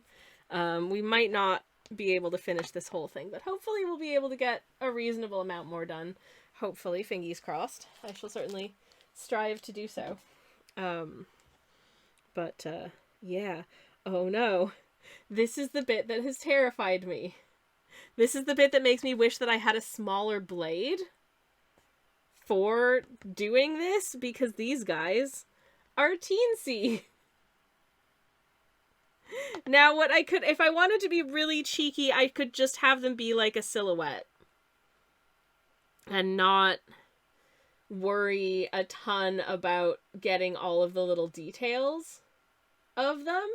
But I think we will burn that bridge when we come to it, if it turns out that they look super bad. With, like, trying to actually give them visible features, which honestly might be a big ask. But we'll see. We'll see. We'll see how I get on. Okay. Well, that is certainly carved out a chunk of this guy. I think they might need to just be little silhouettes, because I've basically carved off this guy's entire hair. Oh no. Oh no. So I guess, well, your hair is, I mean, this is all going to be black and white, because we can't really, I mean, you can kind of shade in, but I am not going to be able to shade in properly at this, like, scale. So I think these little dudes are going to be quite just sort of black and white. Which is fine. I see, occasionally I get, like, recommended, I get recommended videos on Instagram of people doing just the most insanely detailed block printing stuff, and doing like different layers, like carving something out and then printing it, and then carving more bits out, and then using a different color and printing on top of that, and then carving more bits out, and doing, and I'm just like, that looks like so much work. I mean, it looks nice, yes, but that looks so much work. I'm not that fancy. I'm not that sophisticated. I'm just a little weenie who likes to live dangerously. Anyways, But this really is oh so terrifying. Oh, scary. I'm just trying to wriggle out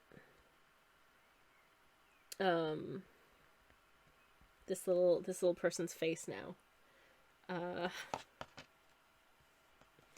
And I'm so nervous. I'm so nervous. Thank you for keeping me company while I do this, everyone. I really love doing experimental things and possibly effing up with a live audience. That just makes it more fun. Okay, there is a tiny margin of separation between the hair chunk and the face chunk. That's good. That's exactly what I want. Okay, wicked. Can I just very, very, very gently just shave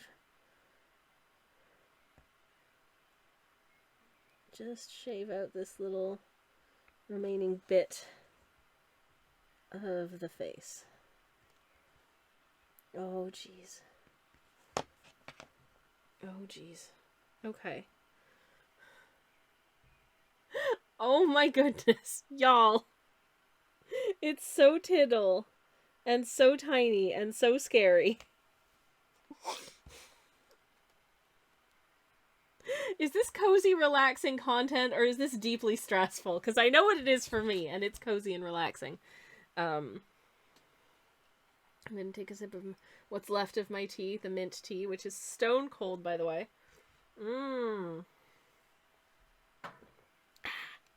Tastes like that had never been boiled in the first place. It's so cold. It's very cold in my house today, incidentally. Like dang. Anyways, deeply relaxful, says Rex. Oh, good.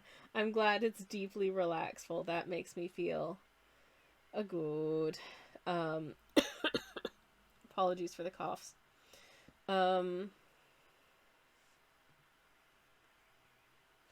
Right. Shall I attempt to do the other guy's head? Yes. Am I terrified of doing the other guy's head? Also, yes. The other guy's got slightly more complicated hair to boot. This may end up not being slightly more complicated hair depending on how this goes. Flip. Okay. So far, so fine. So far, so fine. Let me just use my little pokey edge here and just kind of zip that out of there. Okay. Okay. He's got parts of a face. Good. Fantastic. Okay. All right. Oh, goodness gracious.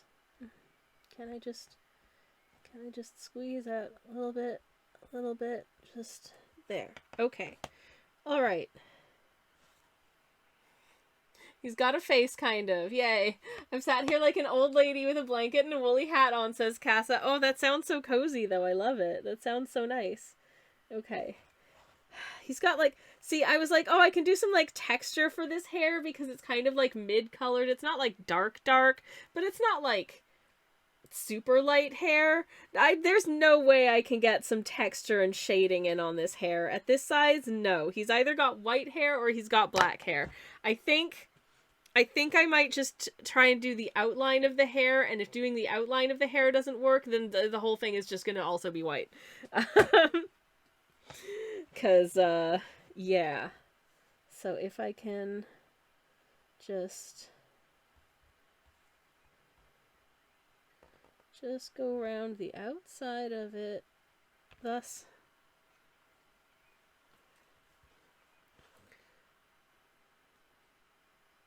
Outside. Thus. Oh, this might be working. This might actually be working.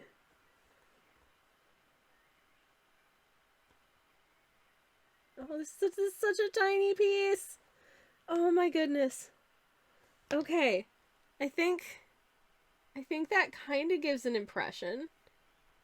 Hand for focus. Kind of gives an impression. Hand for focus. I don't know. What do we think? I think we can try. We can try it with he's got dark hair. But I have no idea whether or not that'll work.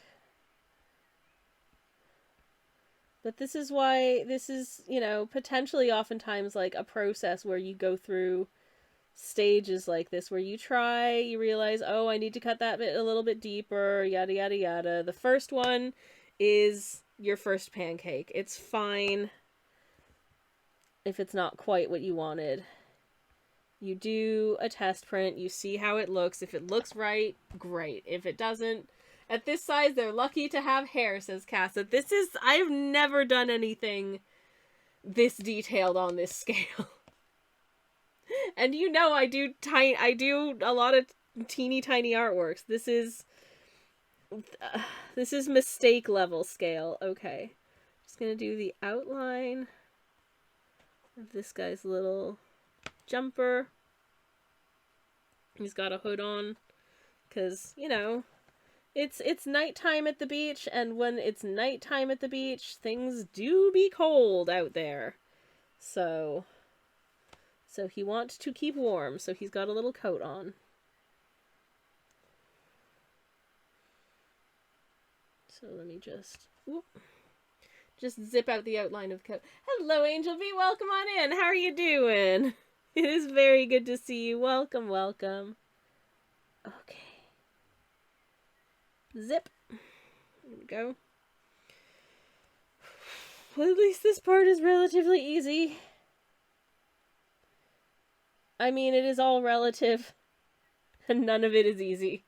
But here we are. This, again, this may turn out like super jank and just look awful when it's done, but, I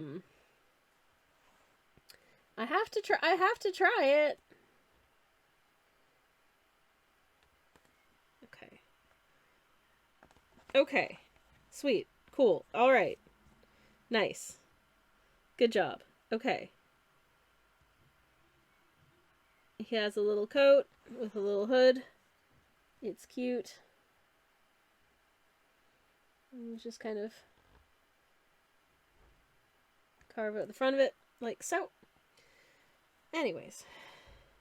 How is everybody's Thursdays going? I hope your Thursdays are being good. You see, how do I like that?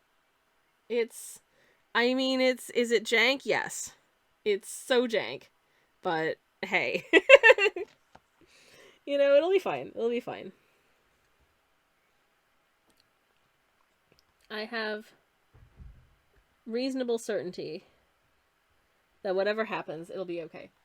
And I mean, it could also turn out super jank and wonderful, says Rex. Yes. 100%. You know what? Sometimes the jank just adds to the charm, right? The jank just adds to the charm. It's fine. Angel Beat says, a bit of jank gives it life. Thank you, Angel Beat. That's a very kind way to put it. Thank you, thank you. It's gone all right, thanks, says Angel Beat. How about you? You know what? I'm happy because I am carving a new print block on stream, and that brings me a lot of joy. Very much it do. So, yeah. I'm happy to be here. I'm having a nice time. Oh my goodness, I've got so much. I'm going to take a little detour for just a second to tell you about just the sheer amount of stuff I have to do in the next few days. Hollow Knight Art Month is happening in the month of May. I am going to be abroad for 2 weeks at the end of May. Which means I have to front load 2 weeks worth of Hollow Knight art prompts because, of course, I want to do the full prompt list if I can because it's fun. And I love Hollow Knight, in case you haven't noticed. We've got Hollow Knight emote. I might even make another Hollow Knight emote. Who knows? We've got Hollow Knight stream stickers, which someone found on Monday, and I was so excited. Because I put a stupid amount of work into those, and they are genuinely very stupid. But so I have been furiously, off stream, I have been furiously sketching out a bunch of Hollow Knight art prompts. And I've got about 8 pieces through. I've got 3 pieces that are finished ahead of time. I'd like to do most of them for the time that I am going to be here to do them. I'd like to be able to do them like on stream and on or around the prompt days, but these ones I'm having to do ahead of time because I'm not going to be here. So here's one. These are going to be fairly. So here's this. This is Sly, who's a character in Hollow Knight. Here's another one. This one was fun. Trying to just draw like the dimensions of this thing. Are they to scale? I don't know. Tough biscuits. I tried my best. Whoa. That is a birthday gift that I drew for Jam. I'm not going to show you the ones that are finished because spoilers, I guess. But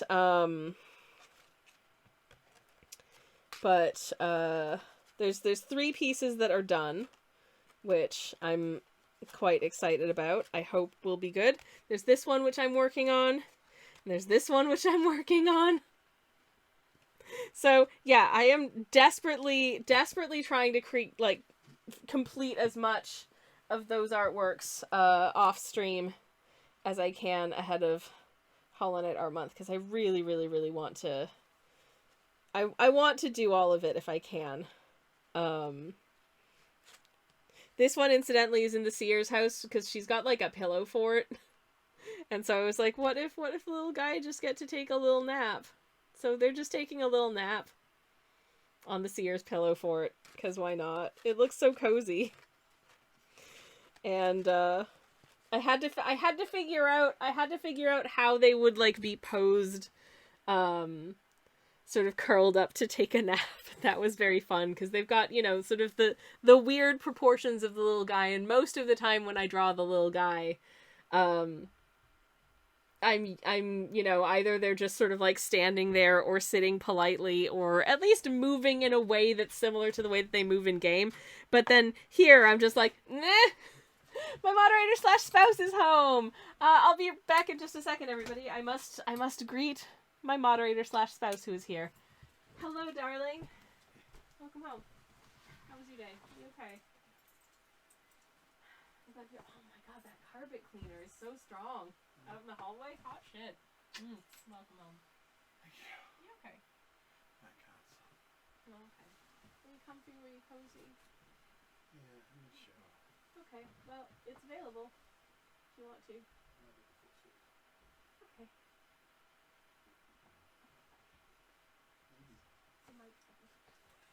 In the shower. No. Wash it all down. I was Wash it all gonna down say, with my be toes. careful showering, because you know how the fan, there Yeah. isn't one there? I noticed when I was showering earlier today that like a chunk of something from the ceiling fell. And we haven't heard anything back from them. I haven't heard anything back from the I will chase electrician. up. I will We're send not an around. email. I will send an We're email. not around on Monday, so. Okay. Art Rex says hello, moderator / spouse, by the way. Hello! He says hello. Anywho. I was just saying, so we are in between fans in my bathroom because the old fan died, and it turns out, of course, they used a very atypical model, and so they can't just slot in one of the normal ones to replace it. So they're having to, like, source a new one, but the old one was already uninstalled by the electrician when he realized he couldn't just put, like, a new one, like a normal new one in. So now there's just kind of a hole there with the bit that plugs it in.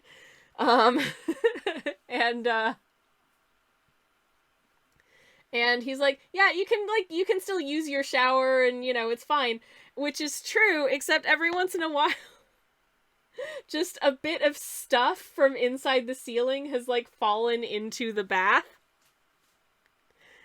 I looked down while I was showering this morning and I just saw this, like, clump of sort of weird stuff. And then I was like, oh, that came from the hole in the ceiling. Great. At least it didn't land on me, so I was jump scared, but I wasn't like mega jump scared. You know what I mean? Oh no, ceiling soup, says Angel B. Yeah, it was genuinely quite gross. Like genuinely, it was quite gross. But at least it's just, you know, a bit of a piece of ceiling that fell in, and nothing worse, I suppose. But I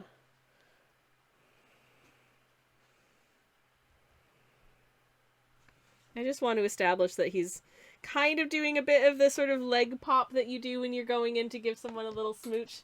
So I'm just drawing in like his other leg there. Hello, dearest. Ooh, did you get some? You got some dice.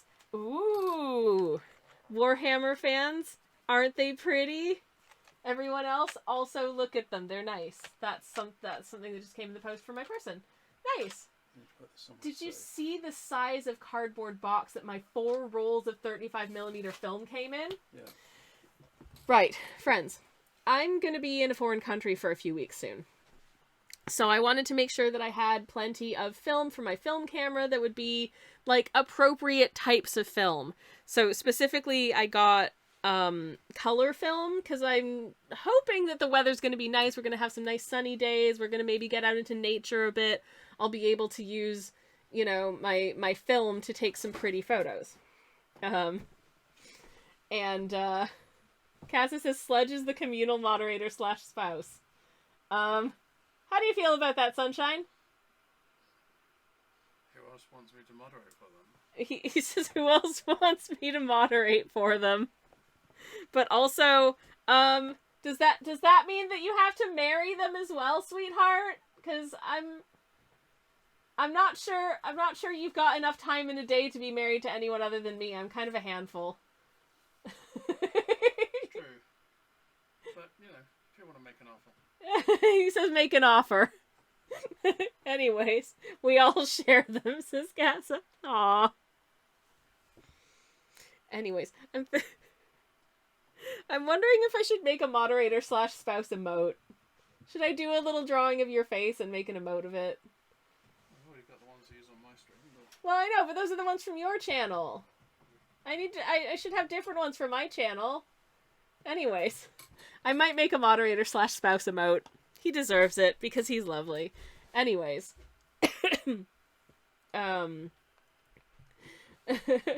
Spouse. The final frontier, says Angel Beat. Oh my goodness. Oh, I can see the planets flying by in my head. Oh, goodness gracious. That's wonderful. Anyways. Hey, love. Okay, have a good time, sweetheart. Anyways. Joe says, heck yeah, you already have a pic from the podcast. Oh, yes, I do. But also he hasn't had a haircut in a couple months, so it's looking a little bit shaggier than that photo. That drawing, rather. That is a good picture, though.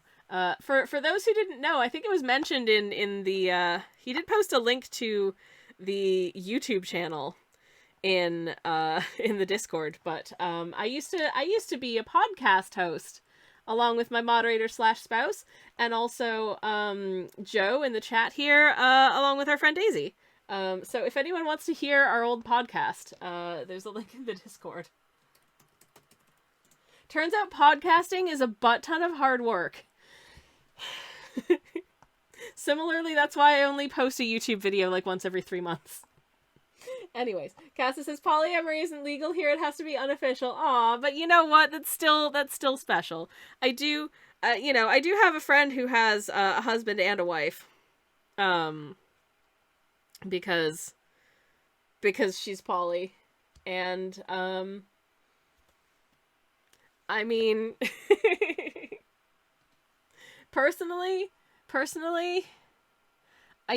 my attention span, it doesn't work for more than a partner. But that's just me. But anyways.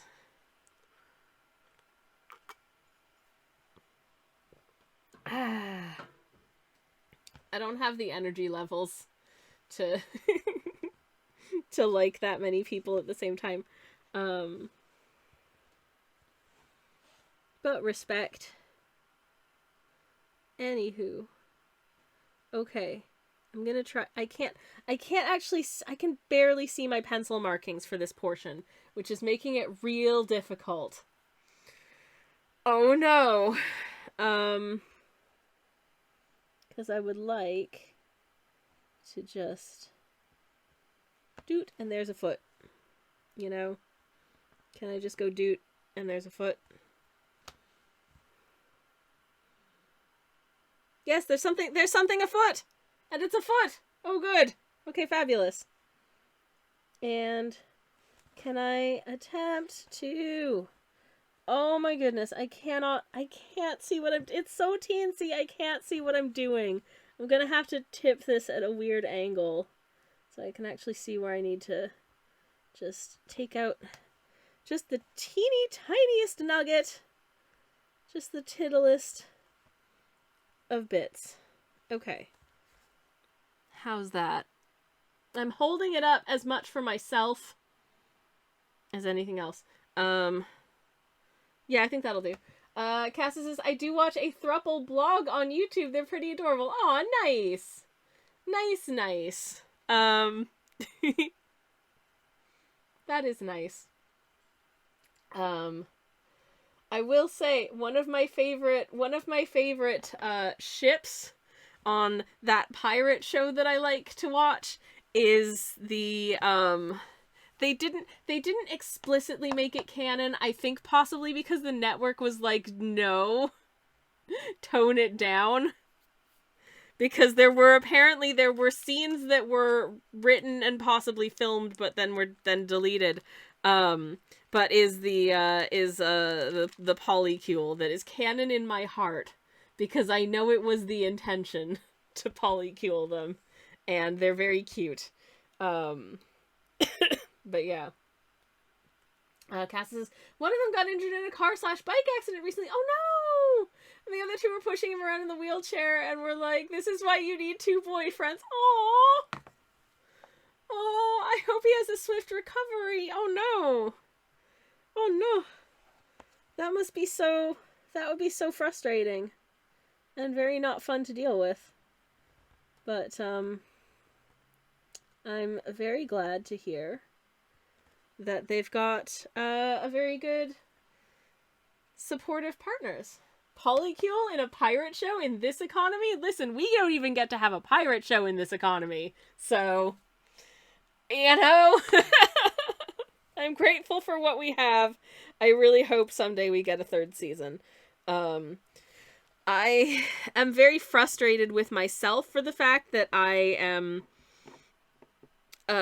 maybe like a year and a half ago-ish, a pirate show, says Angel Beat. Yes, I love that.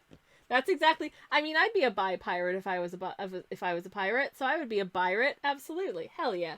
I'm very frustrated with myself that I am, maybe about a year and a half ago, reached the point where I was like, okay, you know what? Life is short. I don't like my day job. I've got all of these stories I want to tell. I'm going to start seriously writing. And I want to write for TV and film. Because, I don't know, I feel like a lot of my storytelling wants to be visual, right? So obviously, networks and streaming services are not taking chances on things now. They're like, is it a sequel, a revival, a reboot, a retelling? We'll consider it. Is it a new idea? No. Is it a period piece? Absolutely not. So I'm sitting here with like a stack of period pieces just begging to be made that are all very queer. And no one's gonna want them. I'm gonna have to make them all by myself on my phone and release them on YouTube. Samantha says, they just cancel all the good new shows after a single season because of reasons. And it's all the queer stuff being canceled. Yeah, odd that. Interesting that it's all the queer stuff being canceled. The things that are just like, oh, you know, the audience just wasn't there for it. It's like, yes, they were. We have the numbers to prove it. You're gonna have to try harder than that, because that's actually a load of old shenanigans. I am calling nonsense on their nonsense. Okay. Moving my fingies out of the way. But there needs to be a little hand here. Zip. Is there a hand? Did that do anything? Is there a hand-shaped divot there? Am I gonna have to do it a second time? I might have to do it a second time. There it is. Okay. I think I have now removed the hand-shaped divot. So he does have a hand. Good. And Warner Brothers are just a professional tax write-off company these days. Oh, genuinely. Did you see, Samantha, did you see the figures on how much money David Zaslav gets if he leaves his job, which he's doing terribly? He made millions last year, and somehow the money just isn't there for any new projects or shows, and they're just gonna have to cancel all of their wildly successful flagship programming. And yet he made millions. This one guy, who everyone's mad at, made a shit ton of money. Meanwhile, if he gets fired, he gets a payout of about $20-some-odd million. If he chooses to leave, he gets a payout of like $80-some-odd million.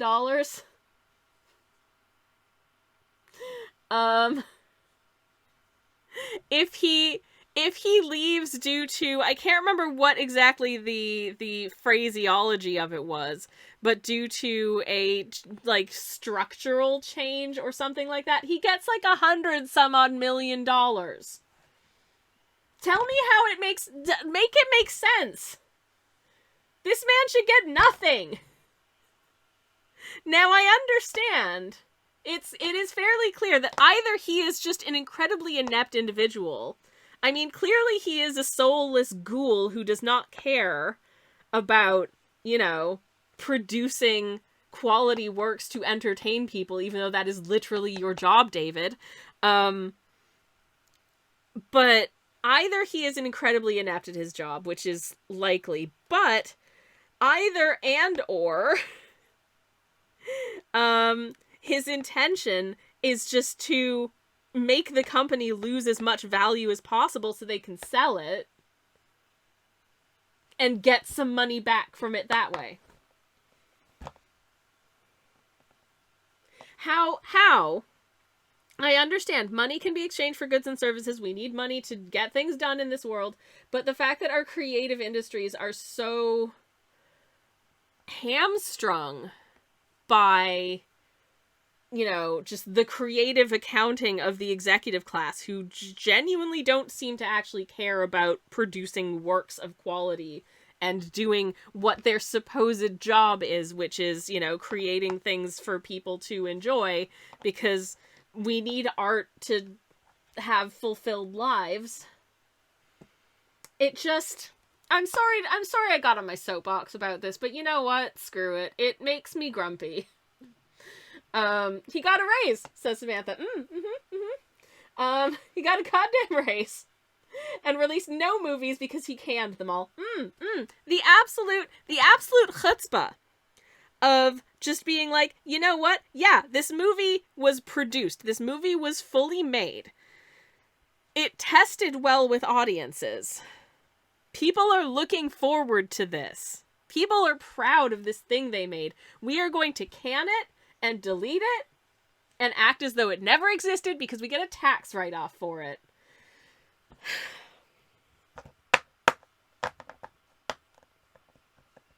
And that's why I guess I'm just going to have to film this stuff on my phone and put it on the internet for free, because there's nothing else. Cassis says at least foreign media is still producing epic amounts of LGBT content, while we have our Heartstopper, I guess. I just, I appreciate it. Not to harp on about a show that's been canceled more, but one of the things I really appreciated about the Pirate Show is that it was a show about queer people who weren't, like, teens and very young people. Because I feel like that's something that's not as common in the landscape. It's like, you get a big mainstream queer thing. It's like, it's like teens. And, I'm creeping with distressing speed towards middle age. And I like seeing things that I can relate to that I might be similar to things that people my age and my friends and I are going through. In a fantastical historic setting, obviously, but it's just like the teen stuff is also great. I'm glad it exists. I wish it had existed to a greater degree when I was a teen. When I was a teen, we had the episode of Degrassi Junior High where Snake finds out that his older brother is gay and his parents are mad about it. Wow. Anyways, I wish I could get a job where all I do is throw out other people's work and get paid for it, says Samantha. Wouldn't that be great? Wouldn't that be amazing? Artrik says, and then there is Embracer. Shortly before they split into 3 companies, they did a refinance loan against Asmodee's assets, then split, leaving them with basically no debt, and Asmodee with an insurmountable amount of debt compared to their revenue. Wow, that's amazing. Good job. Just, I don't know. This kind of creative accounting makes me real grumpy. Cassis says the only unique thing about Heartstopper and Young Royals is the use of actual teenagers and not people about to turn 30. Oh my god. Yes, the Dawson's Creek casting method. Always felt a bit weird to me. Like when I was, certainly watching teen media when I was like entering. Hello, sunshine. Sorry, my moderator / spouse just walked by. I love you, by the way. I don't know what it was like for y'all, because I don't know what your ages are, don't talk about it.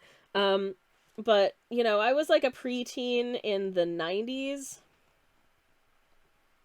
And so I watched, when I was like 10, 11, 12, was watching like teen dramas. And it always just felt very... The teen characters all felt really sort of like mature and grown up on these shows, even when they were, being teens and doing teen stuff. And part of that is the fact that they were over 30. They were just adults with backwards baseball caps on, like that's it. That's what we had in the 90s. But it also set really unrealistic, I think, beauty standards for me coming into my adolescence and expecting that this is what my peers are going to look like at like 15 and 16. This is what I'm going to look like at 15 and 16. And no, we were all gangly and unattractive because we were teenagers. And, you're going through like your adolescence and growth spurts and hormones and all that stuff. You're gangly and look weird. It's not a good time for most people. Like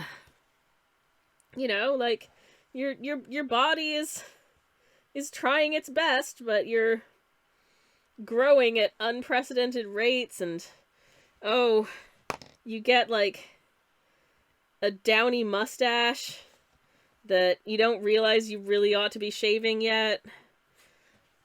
Hey, sunshine. I was never gangly, and I had a perfect beard by that point. Oh yeah, and then unless you're my husband, in which case you just sort of manifest a perfect beardy bear beard, just one day apparently. And you know what? Love that for you, sweetheart. If you're not familiar with my moderator / spouse, that man is a beautiful beardy bear. And we love him. Okay, so this hand is a little bit jank.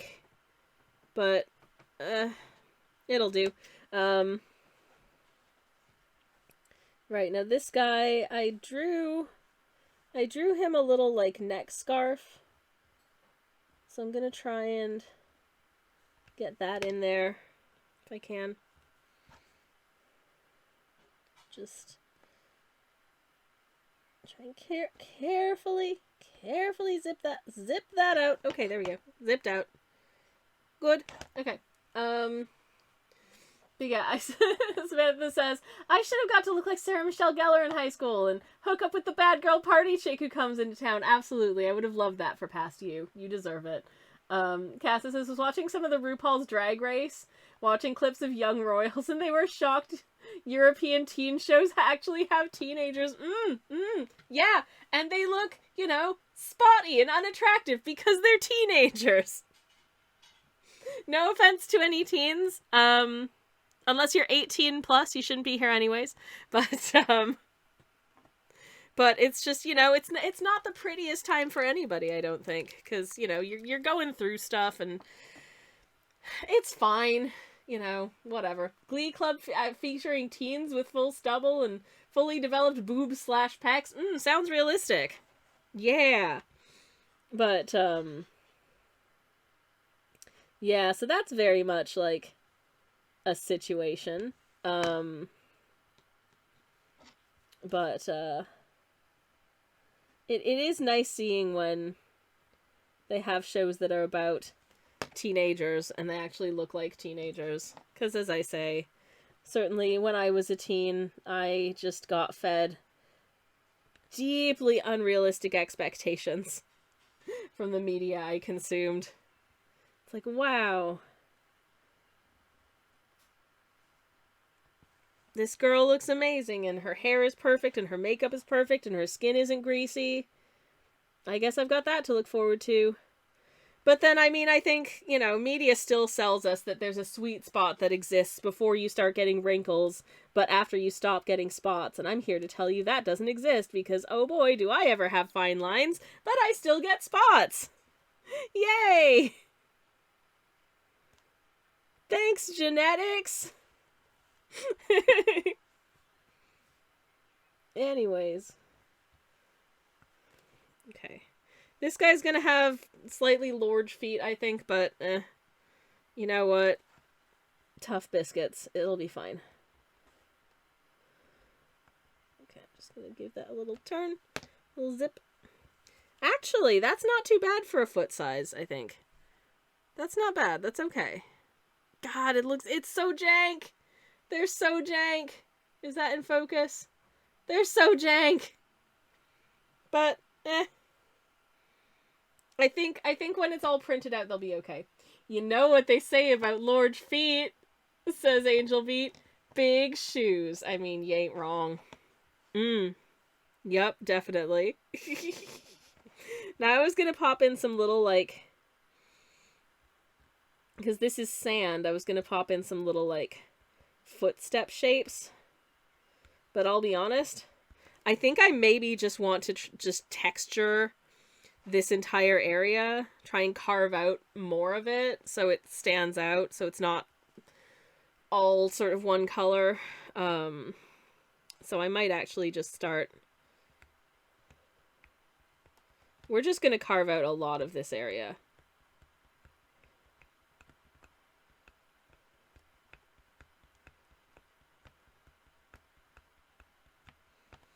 Like, a lot of it.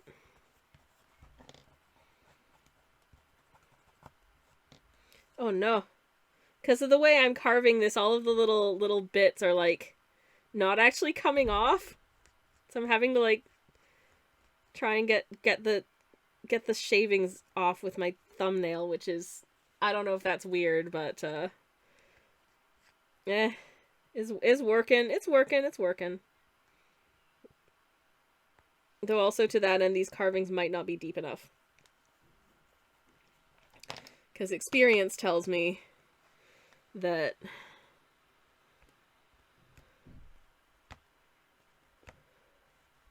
okay, I am trying to kind of get down further here.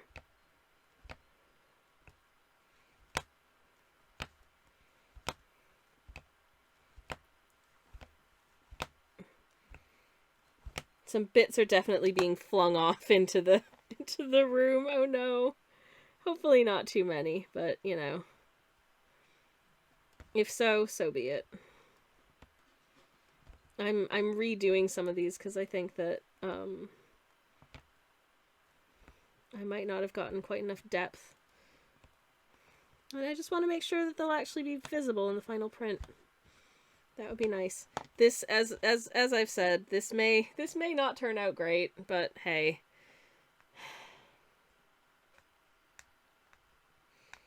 We'll try our best. Anyways.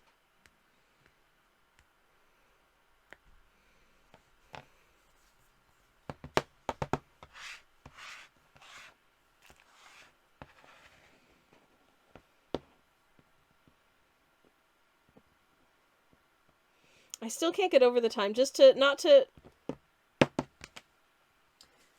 Degrassi talk more.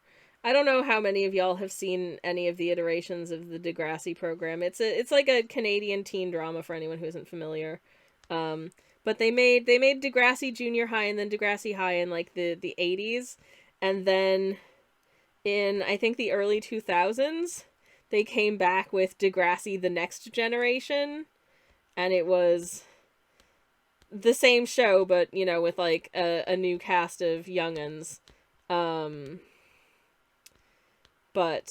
they did kind of keep like a through line because some of the original cast came back as like adults, because one of the storylines in the original Degrassi show is that one of the teens gets pregnant when she's like 15 or 16 and has a baby, and then has to go to high school whilst also being a mummy. And Drake played Jimmy, yes, in Degrassi the Next Generation. I didn't really watch Degrassi the Next Generation because by that point I was a little bit older and it was a bit too young of a show for me, honestly. But I did see the episode where one of the kids got angry and got a gun and brought a gun to school and ended up shooting Jimmy, and then Jimmy couldn't walk anymore. That was Drake. I did see that episode for some reason. But, yeah, that was Degrassi, the Next Generation. But, I once met the actors who played Spike and Caitlin from the original Degrassi show at a bar in Toronto, as you do. You know, I'm out with my friends having silly beverages in the annex, and oh, that's Spike and Caitlin from Degrassi. Holy shit. Pardon my French. It was a very exciting moment. They were really nice. Anyways. That's my Degrassi story. Oh, I do have another Degrassi story actually, because I didn't watch Degrassi the Next Generation because, as I say, I was a bit older, but Degrassi TOS. Samantha, yes, exactly. Cassa says, I knew this because Simply Nailogical from YouTube either auditioned for or was supposed to be in Degrassi the Next Generation. Was she? Oh, good job, Christine. I don't know anything about nail polish, but I have seen Christine Nailogical's YouTube channel. Not an avid watcher of it because, again, I don't really, as you can see, I don't use a lot of nail varnish. It's wasted on me. What about Degrassi Deep Space Nine? Do you prefer Degrassi Deep Space Nine or Degrassi Voyager? I have a soft spot for Degrassi Voyager. I do. I don't know, there's just something I find charming about it. Anyways. What was I gonna say? I'm sorry. Carve,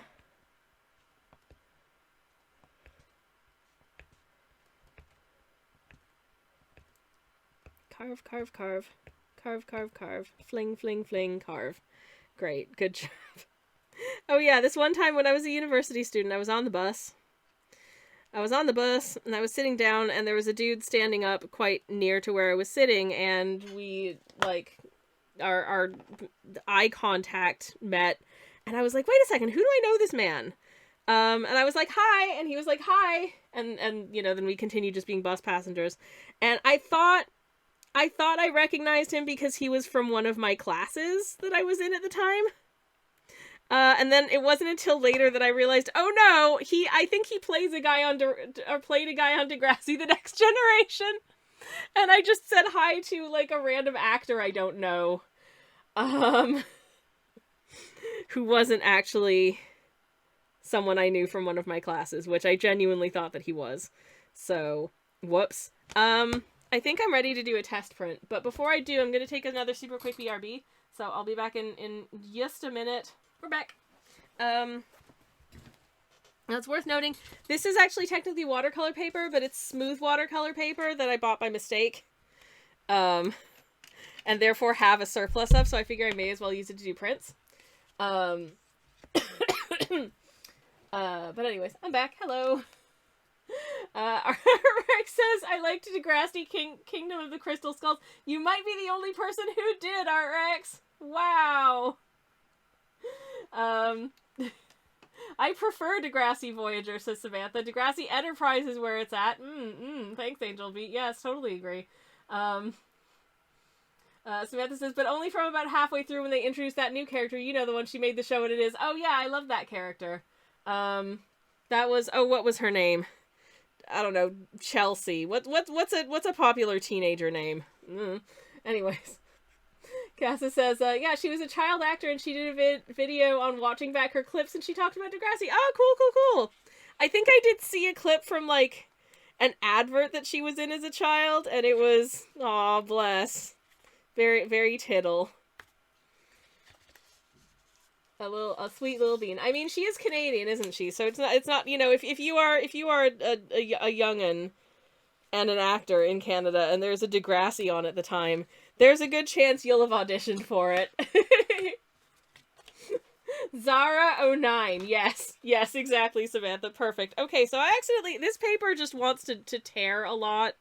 But maybe I'm just not treating it very well. I don't know. Anyways, but this is test print anyway, so if it looks like crap, it doesn't matter because the paper was tearing. It's fine because test print, you kind of half expect to be a little bit jank, so it's all fine. Degrassi Disco was terrible, says Sledge. Mainly because it was a bunch of kids at a school disco. God knows how they stretched that out to 5 seasons. Oh no. I mean, given my memories of school discos, yeah, I would not want to watch that. Ugh, that sounds awful. Okay. So I'm just gonna put that to one side. I'm gonna move my water cup out of the way, and I'm going to pop some of this onto here. I'm just gonna use a brush to get the ink onto the block, because why? Because I do have a roller, but it's too big for this purpose, if I'm being honest. Also, I did not realize that this ink was such a huge tube when I bought it. It's like,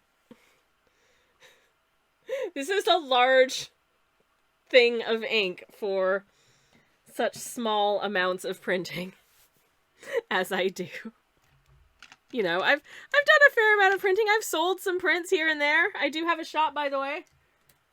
In case anybody's curious, I do things other than block prints. I do a lot of watercolory type stuff. And I've got like stickers and prints and some pins. Fun things to be had there. But yeah, this may end up looking quite bad. Nobody will know until it's done.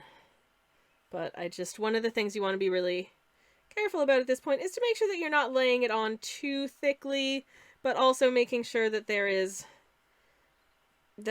saturated enough that it's going to print relatively cleanly. And I'm okay with it not being perfectly clean, because I think that adds some character to the piece sometimes. At least you're kind of starting to actually be able to see the vision a little bit better. So that's nice. That's certainly nice.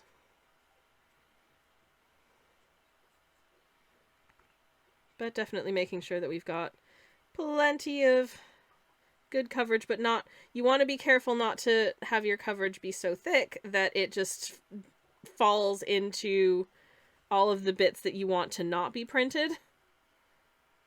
And then you end up not getting the actual definition of the shapes that you want. Is this the best, most effective way to color in a print? No, it is not. It sucks, but hey.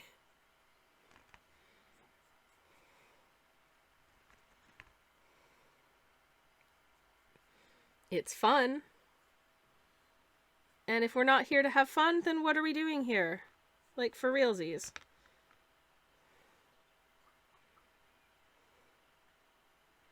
Anyways, sorry if I got quiet just now. I was just concentrating on making sure that everything gets a goodly amount of... Thankfully, this does stay wet for a reasonable amount of time as well. So one has time to do this. Am I going to get paint on my hands? Undoubtedly. Is that fine? Yeah, of course. Of course it's fine. Okay. We're getting there. We're getting there.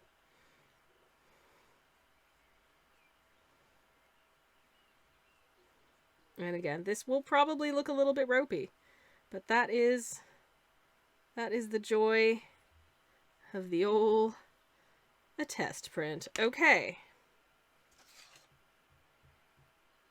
Okay. Okay. Gonna try and get this into more or less the... Actually, should I put the paper down first and then try and center this? Yeah, probably. Okay. Alright, I think that's slightly on the piss, but it's fine. We're gonna turn it over and give it a good smush. Good smush. A nice massage. You know, you should always massage your artwork. It's always good practice to massage your artwork. Really make sure that everything is as relaxed as you want it to be before peeling. Okay, it's peel time. Is everybody ready? Are you ready for the reveal? 'Cause I'm not, but here we go anyways. And flip. Ooh, yeah, that's messy. Oh no. But actually, I think in terms of the carve, it's not too bad. There are a couple of things I think I want to try and fix, but it's not too bad. Actual cozy art, says Roll. Aw, thank you. I tried my best. I think there was a bit too much ink kind of right in the middle here I ended up doing, which is not ideal. And then kind of there are a few other spots where it was clearly a little bit too sparse. But in terms of the actual carve, it's not too bad. You can kind of see what's going on with these little guys. I'm gonna quickly rinse this off. And then we're going to go again, because as I say, the second print is usually better. But we can also do a little bit of minor adjusting in between. You get to look at that for a second.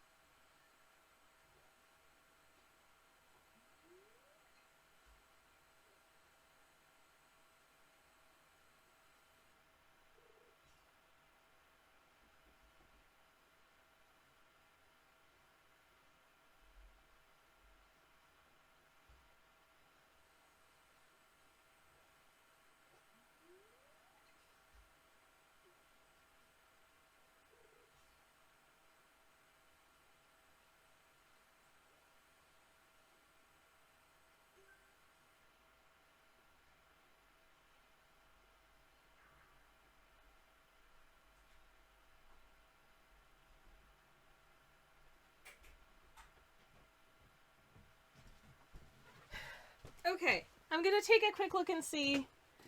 Roll says actual cozy art, thank you. It just gives me pizza flashbacks, says Casa. No, not pizza flashbacks! Does this look like pizza?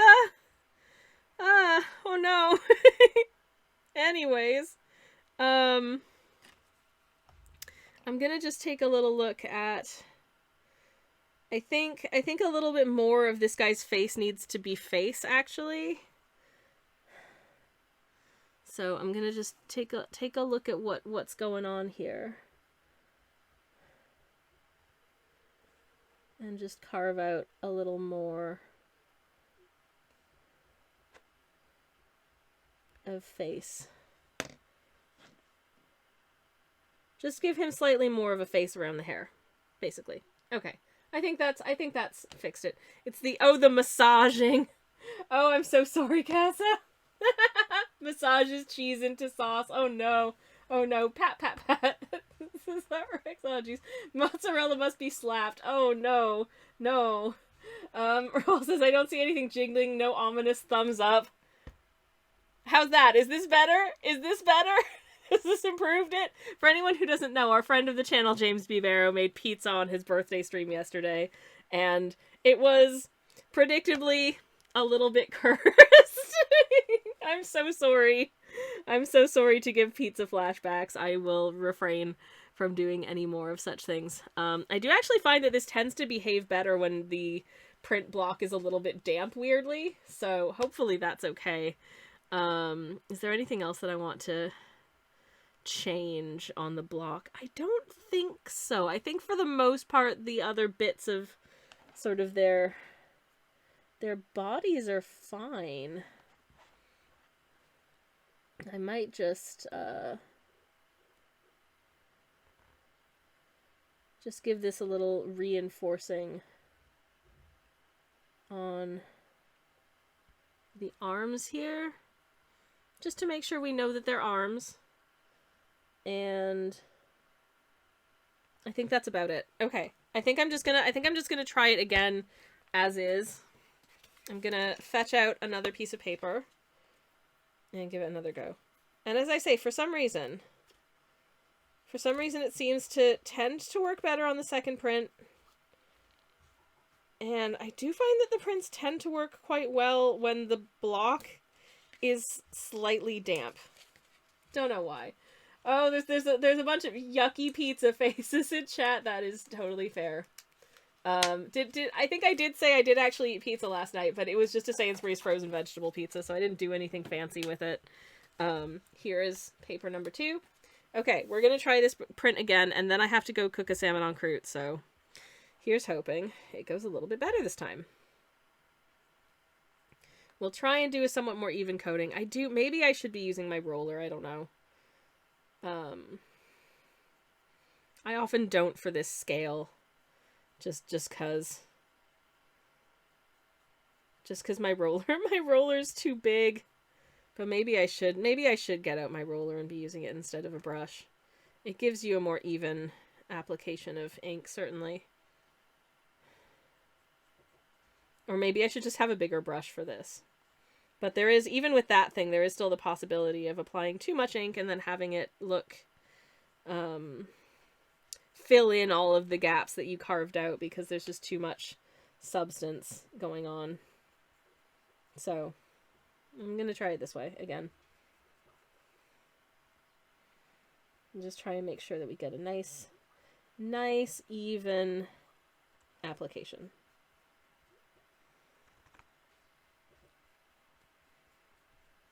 And see how we get on.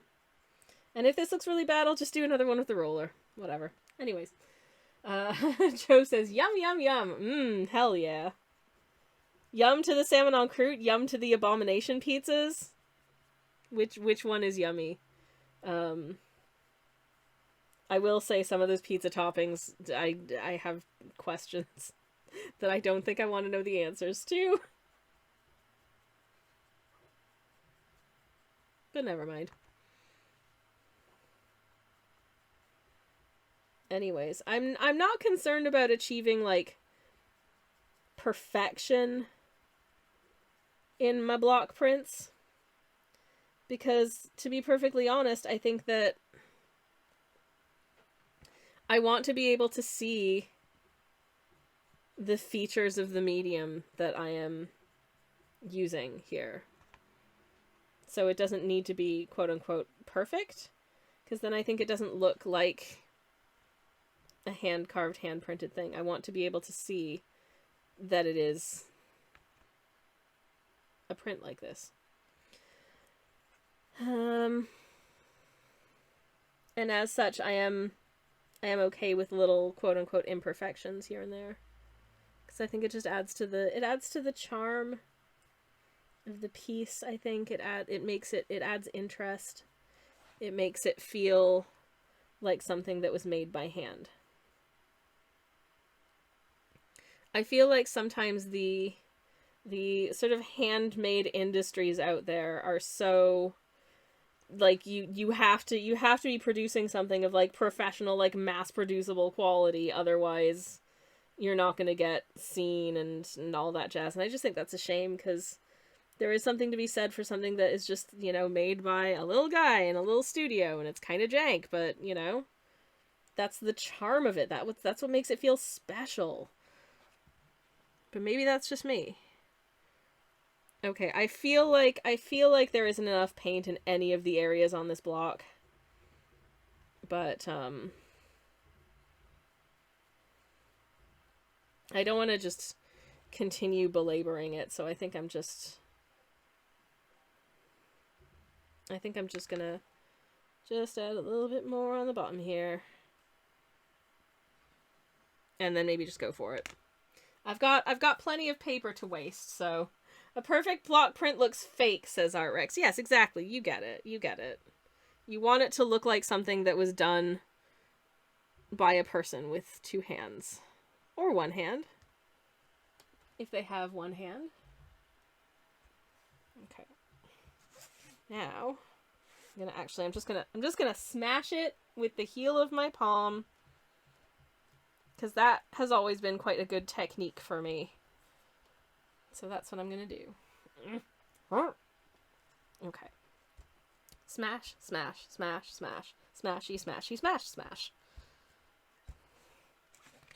I mean, I think we had a pretty good basis already with what we had before. So I'm just gonna just apply some pressure to the back end. And again, if this ain't perfect, it's fine. Not pat, pat, pat. This time it's pat, pat. Really, really smush, you know. Some people have, like, a press where it, like, presses the whole thing out, which maybe, you know, would work really well for that? A tortilla press. Maybe I should get a tortilla press for these, rather than having to, like, smash with the heel of my palm. Who knows? But, oh, that was not nearly enough ink. Because I've got the opposite problem this time. Okay, we're gonna do one more shot at this, and I am actually gonna just cave and use the roller. So, I'll be back in just a second. Where the flip is my roller? That's around here someplace. Got it. Got the roller. Whee! Alright. Easy little things to do. No biggie.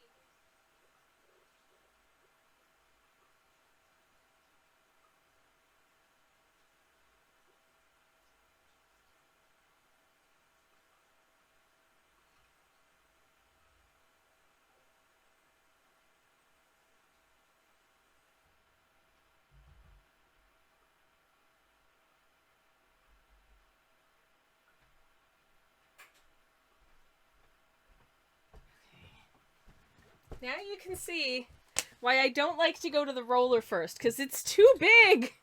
It's big boy. That's fine. Okay. One more piece. I think this is the second last bit of paper out of this block of... paper block. But I think I've got more blocks of it. We used to have those presses in school, says Angel Beat. To have the resources of an entire art school at my disposal. Oh, God, I wish that were me. Except I don't, because I don't want to go to art school. I already did the school thing, and I don't want to do it again. F that noise. I'm done. Okay. Just making sure that this doesn't have too many loose water drops on it. It does have quite a few water drops on it, but you know what?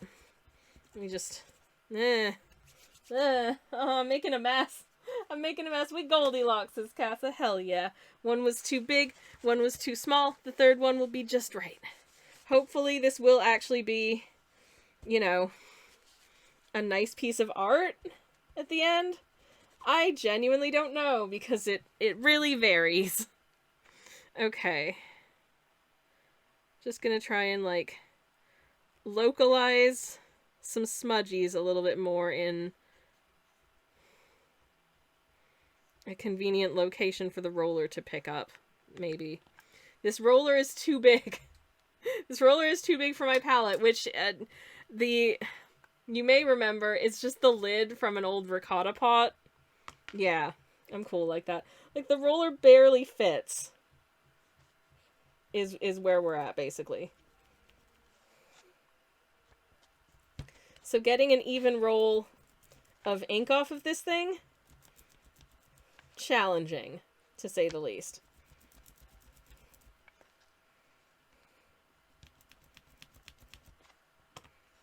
Quite challenging, in fact.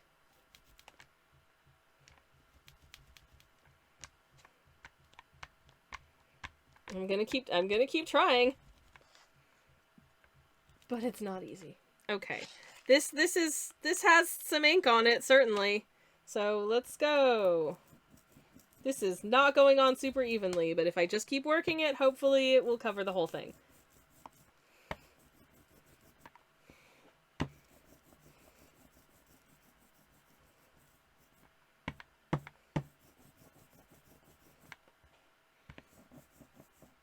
The roller is useful for, you know, what it's intended for, which is getting a nice even distribution of ink across the entire thing.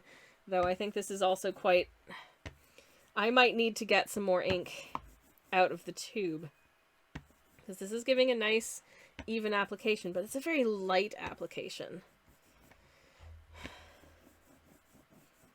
You don't want the roller to be so saturated that the ink is collecting into these little divots and crevices and holes and stuff either, but other ricotta lids are available, says Samantha. Though that being said, man, they are really, you know, for plastic reduction reasons, are very averse to actually putting lids on things anymore, which is laudable to a certain extent, I think, but also kind of annoying sometimes from a consumer standpoint. Like when you are a single person household and you just want some salmon mousse, but the salmon mousse doesn't have a lid. So, I don't know, good luck eating nothing but an entire thing of salmon mousse in a day because the pot is not the right size to put a reusable lid on. Congratulations, you suck. That obviously is the company talking to you, the consumer.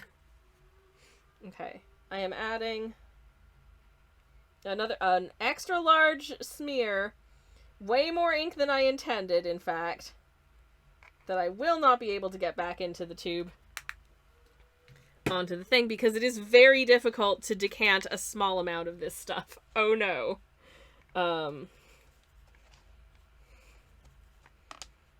Because that's just looks like so much. That's so much. Like, it worries me that that's too much. And it's very difficult to roll back off of it again. Like, look at that. That's thick. Aw, jeez. Aw, jeez. I might need to just take some tissue and sort of actually just roll some of this onto the... Oh, it's getting all over my hand. Oh, this is getting messy, y'all. This is getting real messy. Oh, jeez. Oh, jeez. Like, my hand is a mess now. Oh, no. Oh, no. Can I just pick up some of this? Yes. Okay. Alright. I'm gonna need to just... clean my hand. Ah, beans, says Angel B. Yep. Gotta say, not sure telling consumers they suck is the best marketing strategy, but at least it's an honest statement on how they view us, says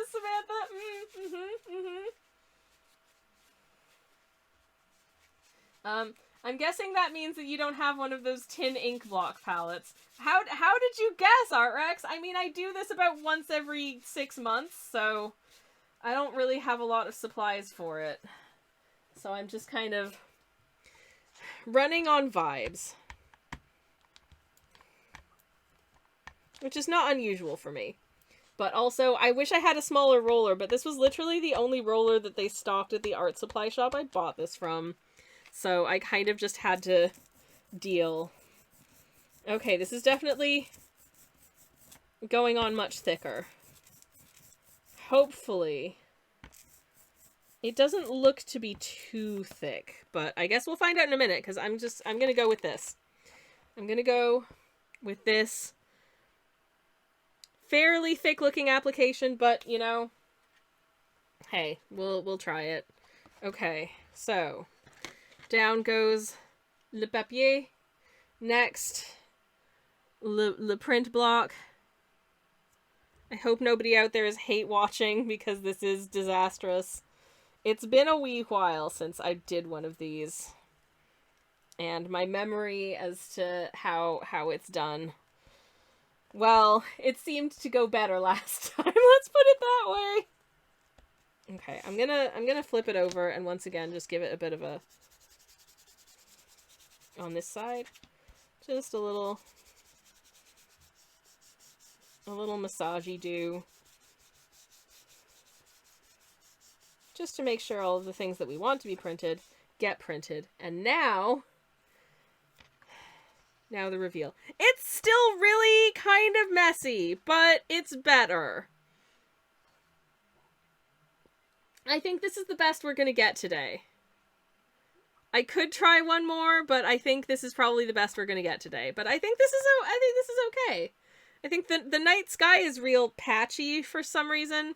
Clearly didn't get quite enough distribution onto that section again, but hey, I think we can see the salient bits. I think the design is really cute. Print it, chef, says Angel Beat. You know what? I think this is cute. I like it. There you go. This is just a little moonlit night on the beach with a couple of guys having a nice time together. Maybe they're gonna do a smooch, who knows? If they're feeling spicy. And I think they might be. But probably not more than a kiss, because they're also in, like, you know, fairly cold winter gear, so it's probably pretty cold out there, so they're probably gonna want to stay dressed. At least until they get back to wherever they're staying. But in the meantime, oh man, I've run way over for a Thursday stream, so, yeah, calling it there.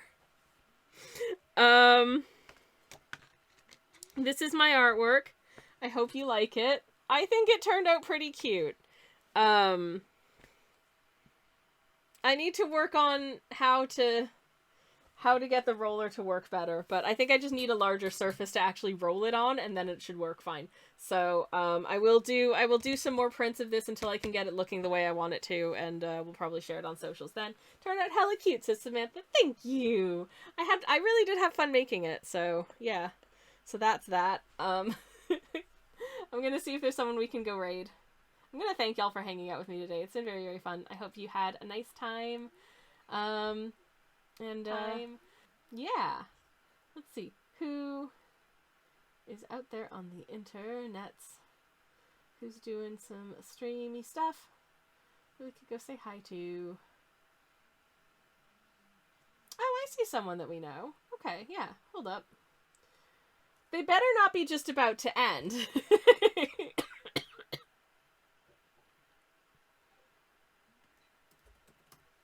I'm just gonna check and make sure that it doesn't look like they're just about to end.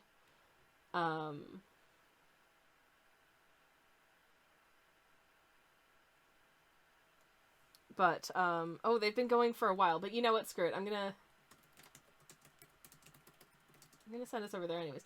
Here's a generic raid message with a little kiwi going plap, plap, plap, because I like the kiwi. And I'm gonna start the raid. If you want to grab the raid message, it's there. Feel free to grab it with the emotes if you have the emotes. If you don't have the emotes, you can just say generic raid message. We're going to head over in the direction of Silly, because they're streaming, and they are a friend of the channel and a very, very cool person, and they do really cool art as well. So let's go say hi to them. In the meantime, I'll be back tomorrow morning playing some Hollow Knight, and then probably furiously painting Hollow Knight art in the afternoon. Yeah, it was lovely hanging out with you today. Thanks for coming with me on this stupid journey. You're all breathtaking. Hope to see you again soon, and thanks for watching, and goodbye, and good night.